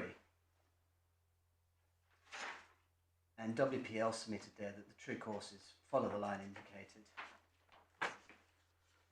whereas SAS said greater subtlety is required. And her conclusions are at 237, unusual and interesting issue. So 238 actually deals with form and makes the point that it doesn't really make any difference to outcome, which I think we're all agreed, and refers to the readily identifiable language from Lewis and Elides and service temps. And then 240 is the real conclusion. This essentially involves deciding whether the line indicated more strongly in Lewis and Elides was to be taken up by Lord Hodge, was to be referred over the carefully considered obiter dictum of Man J. Lucasfilm. And I respectfully suggest that Lord Hodge didn't adopt the Lewis and Elides line, not least because he didn't consider in its terms 5.3 and the various iterations of the interpretation of 5.3 that Lord Justice Potter and Jacob referred to. Then she says, the starting point is that, in my view, Lewis and Elides provides no real support for the position. She says, I do not read it as saying that the statute is to be construed purposively, but as we know, the head note to Lewis and Elides makes it clear that both judges were construing it purposively, and Lord Justice Jacob says that in terms. And then picking up on Lord Justice Popplewell's observation, I think she comes to the same view here. I do not read it as saying that the statute is to be construed. Potter LJ was clear at 41 that the consensus as to the approach to the RICO claim was correct. Best read as expressing his views in that particular context. I would not regard the case as providing very strong authority for WPL either, in circumstances where the passage at 41 was plainly based on concession. And Lord Justice Jacob plainly was slightly unsure as to whether the concession was correct. And then she deals with Lucasfilm and Pace. Pace, she notes the fact that it's a Chancery Division case in Birmingham and seems that the judge misunderstood Lewis and Elides. But then rejects Lucasfilm in 243, says complicated judgment and insufficient regard to the actual wording. We'll say there's actually more, Justice Mann has more assessment of the wording in Lucasfilm than in any of the other authorities other than Lewis and Lyons. He goes through 5153 and the purposive construction. And then you get 244, the judgment relates therefore to a cause of action. And the statute does not distinguish between of an order entered under its judgment. Then this demonstrates that it is focused on cause of action which attract punitive or multiple damages, such as those that are found in the DTSA. So we say reading in cause of action isn't something that you can do or should do. Given the language, it's focused on judgments of a result, not cause of action. And he said that's what was found in service temp. And we say it's not. Service temp didn't focus on cause of action at all. It focused on 5.1.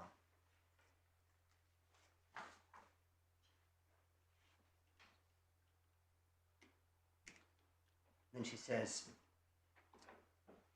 as to service temp, while Lord Hodge did not address the detailed reasoning in Lucasfilm, it was plainly cited to him. It may be it may be nothing, but we weren't able to find any evidence that Lucasfilm had been referred to in service temp. And those are what we say the essential authorities before the judgment that I'll come to next. Well, Lords, I note the time. I think the sitting day was till 4:15 today. Yes. Yes. That may be an opportune time for me to let Mr. Rathi deal with the human rights point. In terms of the ambition to finish tomorrow, I believe between any tidy up on this issue and revocation, I can sit down in time tomorrow for my learned friends to cover their submissions on both points. Right. Well, anyway, let's have that as our ambition. Yes. We're going to hear from Mr. Bella now, are we? No, Mr. Rathi. Sorry, Miss.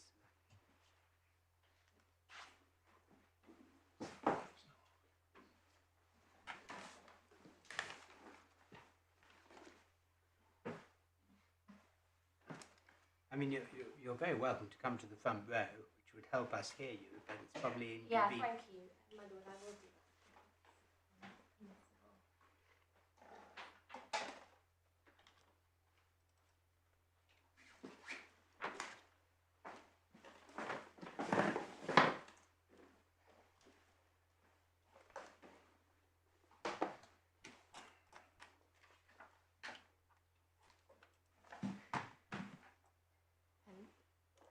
My lords, without wishing to tread on Mr. Sprounder's shoes, can I try address you again on the wording of section 5?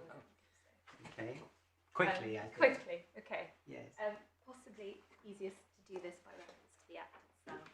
Right. Where do we find the Act? It's at page 725 of your authority. Marvellous.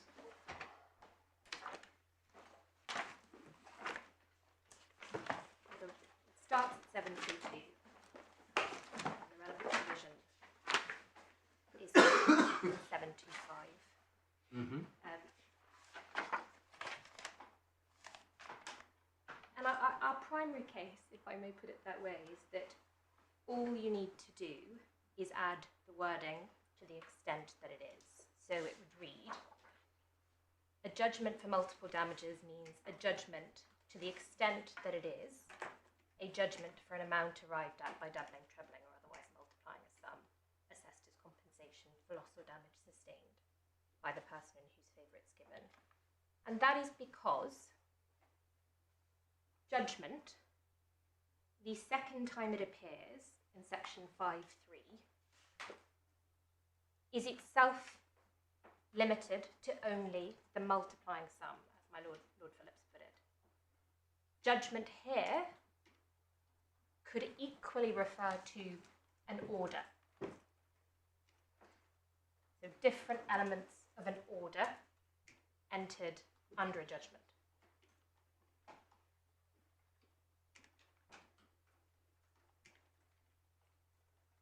And that was a submission that was made to Mr Justice Cockerell in SAS, which he rejected at paragraph 244.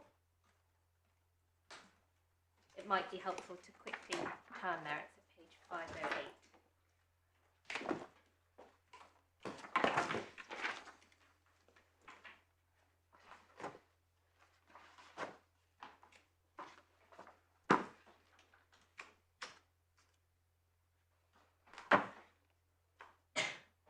The submission that was made is that a judgment could equally relate to different elements of an order entered under a judgment. And we say that she was wrong to reject that submission, and we've provided examples in our skeleton of where judgment and order can be used interchangeably. And that's also consistent with the CPR 70.1, which refers to judgments and orders without distinguishing between the two. And it's explicable, my lords, because a judgment can have different elements to it, different orders under it, and each of those orders could equally be referred to as a judgment. And so the multiplying sum is a judgment in itself. The multiplying is 2 or 3.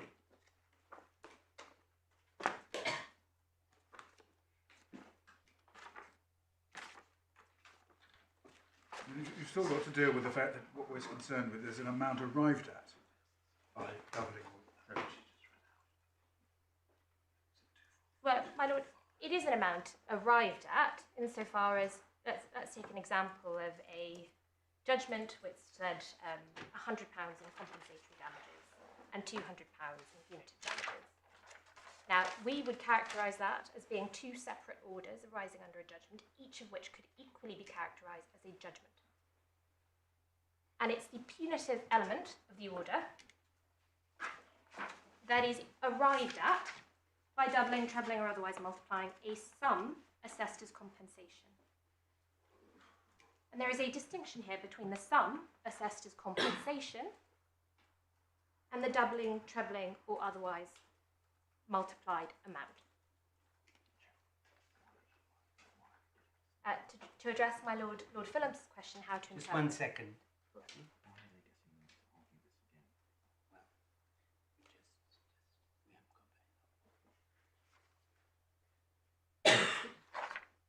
To address my Lord Phillips' question, how to interpret section 5.1, that is because any sum is referable only to such a judgment. Judgment there being defined in section 5.3.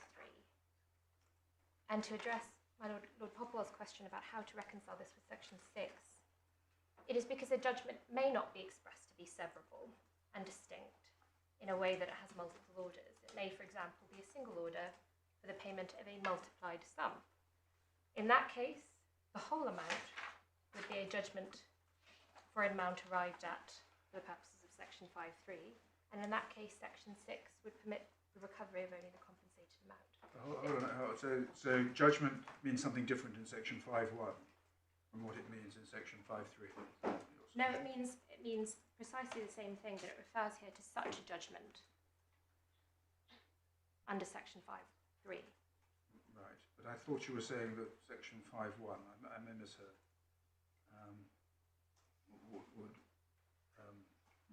might include the whole, both the multiplier and the multiplicand. It may do if there weren't severable elements of it. But under 5.3 it only means the multiplier. It depends what the judgment says. So if the judgment had separate, severable orders,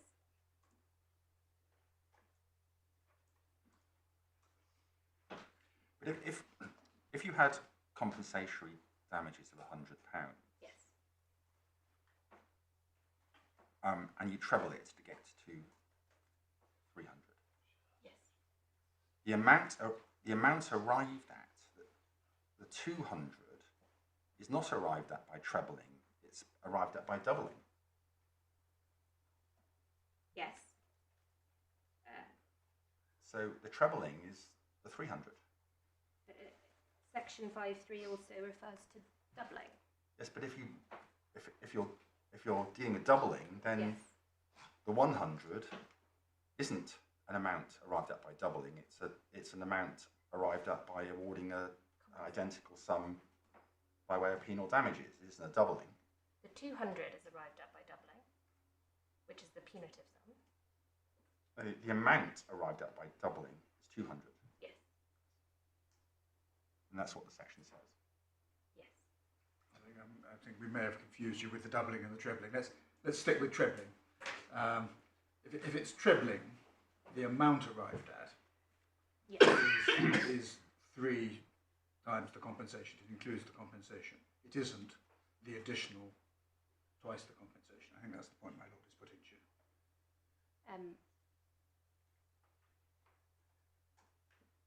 Yes, that may well be right in circumstances where there is no distinction between the amount awarded as a compensatory sum and an amount. Well, it's right in any case, isn't it? The penal element is 2x. Yes. So that the amount that you want to say is unenforceable is not treble. The amount is double. Yes. I mean, the problem here is that the word judgment plainly means something different than an amount arrived at, etc., or even an amount. Because judgment in 2, subsection 2, talks about a judgment for multiple damages, a judgment based on a provisional rule of law, a judgment on a claim for contribution.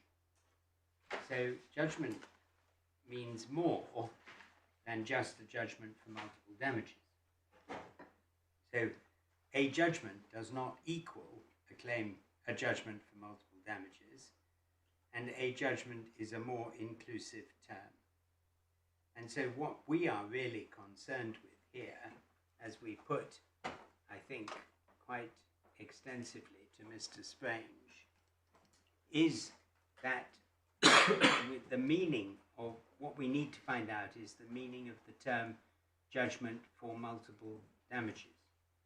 And that is what 3 is telling us. And it means, I mean, it's pretty simple.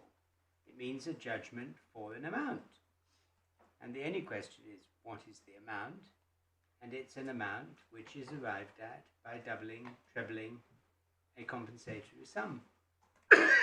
And if you double or treble a compensatory sum, you get double or treble the compensatory sum. If the compensatory sum is 1 and you double it, you get 2. And that's the amount. And if it's treble, you get 3. And that's the amount. Now I see that as being quite simple. If you put in to the extent that doesn't change the meaning sufficiently for you. It arrived at to the extent of doubling or trebling doesn't help you, because doubling or trebling, the amount is still doubled or trebled. Still get 1 times 2 equals 2.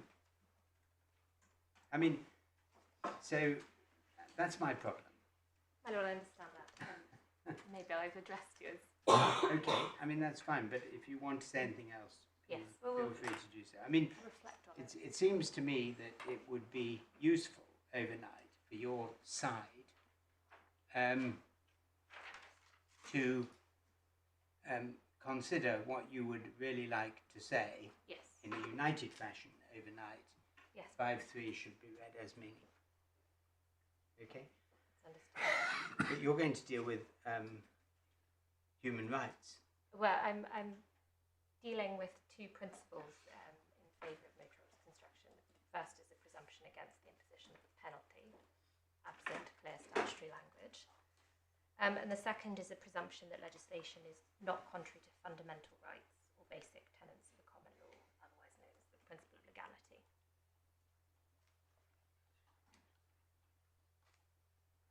Right? I will make 5 points, if I may. The first of those concerns the position at the common law prior to the enactment of the PTIA. It is well established that a judgment of a foreign court with jurisdiction that is final and conclusive on the merits and for a quantifiable sum gives rise to a legal obligation on the judgment debtor to pay that sum and a right on the judgment creditor to receive it. Under common law, there is an exception to that, relevantly here, where the sum is a penalty. And an award of multiple damages may be a penalty at common law, where its purpose is to punish the defendant. And that is so even if the sum is payable to a private party rather than the state. And the reference for that is Hang Zhao at paragraph 61, having been taken to having been taken to the relevant passage in Dicey, paragraph 53. And I think this addresses my Lord's question about whether prior to the PTIA, the penal element of a judgment could be rendered as non-enforceable as a matter of common law. And I think the answer to that is it may well be. Is there a case that's held that? Can I show you? I don't think there is a case either way. Can I show you the reference to Dicey, which is in Hang Zhao?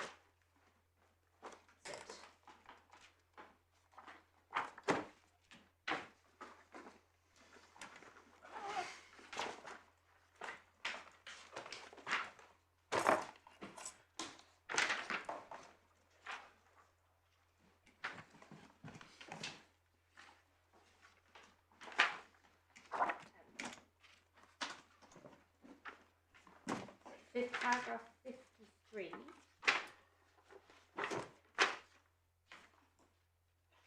which is on page 581.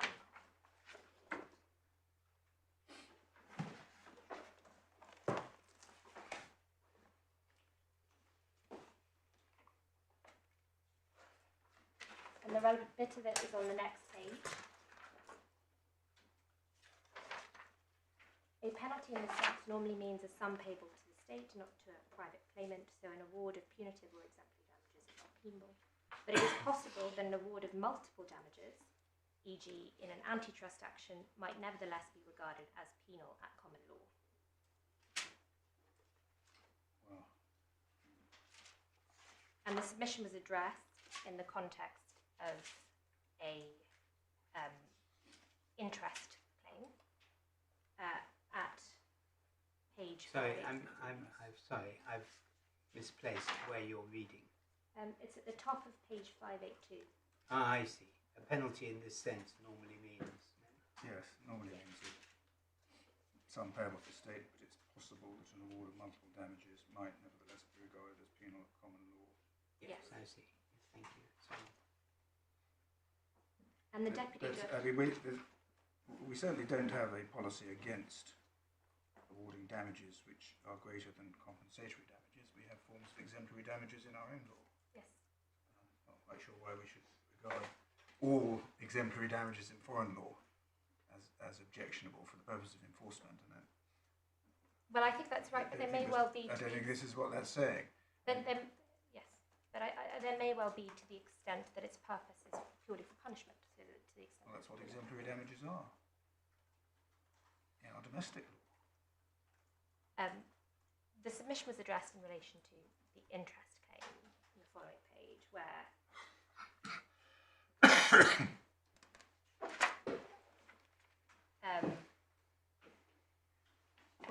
the deputy judge accepted at paragraph 61(2)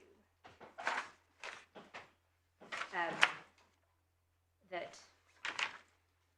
where laws are penal as regards individual defendants but do not involve the types of laws identified above, that may mean that judgments giving effect to such laws are not enforceable as a matter of English public policy, albeit in the context of a interest claim. But what we would say is that there is no equivalent potential prohibition or enforcement on a judgment creditor merely seeking to assert their private law rights under foreign law, so their rights that they would have under a compensatory damages award. Second, and consistently with this, we say the purpose of Section 5 is to prohibit the non-enforcement of only the penal aspects of the judgment, which would offend against the principle of international law. And could I turn to a couple of references in the Hansard itself, which refer specifically to the two-thirds element? It's at tab 23.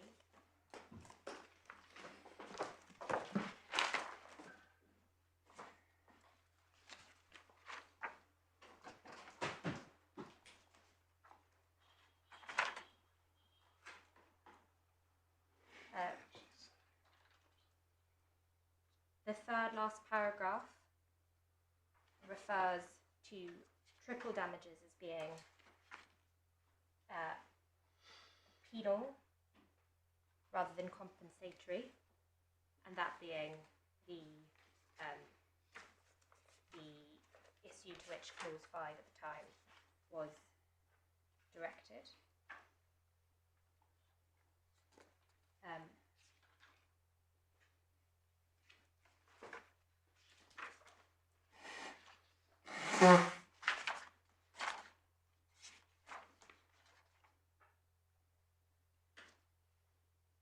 A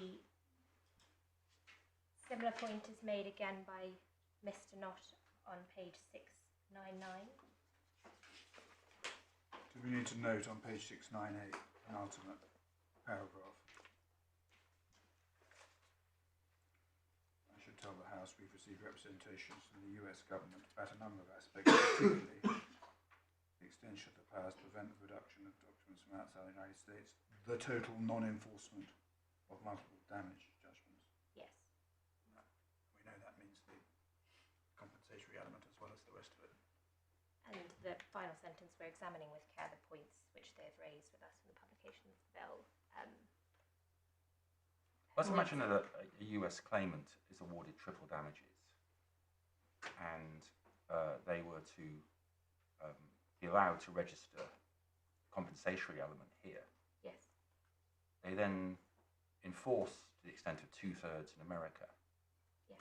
Then they come here and enforce the final third in relation to the third that was registered here.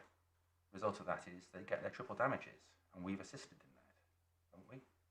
And that's why we don't allow any part of it to be registered, because we're not dealing only with registration here, we're dealing with international enforcement. And we say that no part of that triple damages should be enforced here, because it may be part of enforcing the triple damages, which we regard as penal. Yes, but the English court here would only be concerned with the compensatory element. Well, no, it's not, is it? If the two-thirds, if two-thirds has already been enforced Yes. in the United States, Yes. then the registration of the compensatory laws will enable them to recover the final third.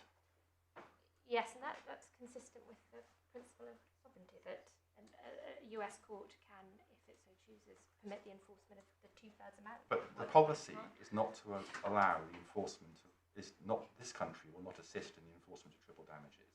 Yes. But if you're right, that's exactly what would happen. Yes. My own friend, Mrs. Sprange, is also reminding of Section 6, but obviously that would apply insofar as it's enforced Now, here.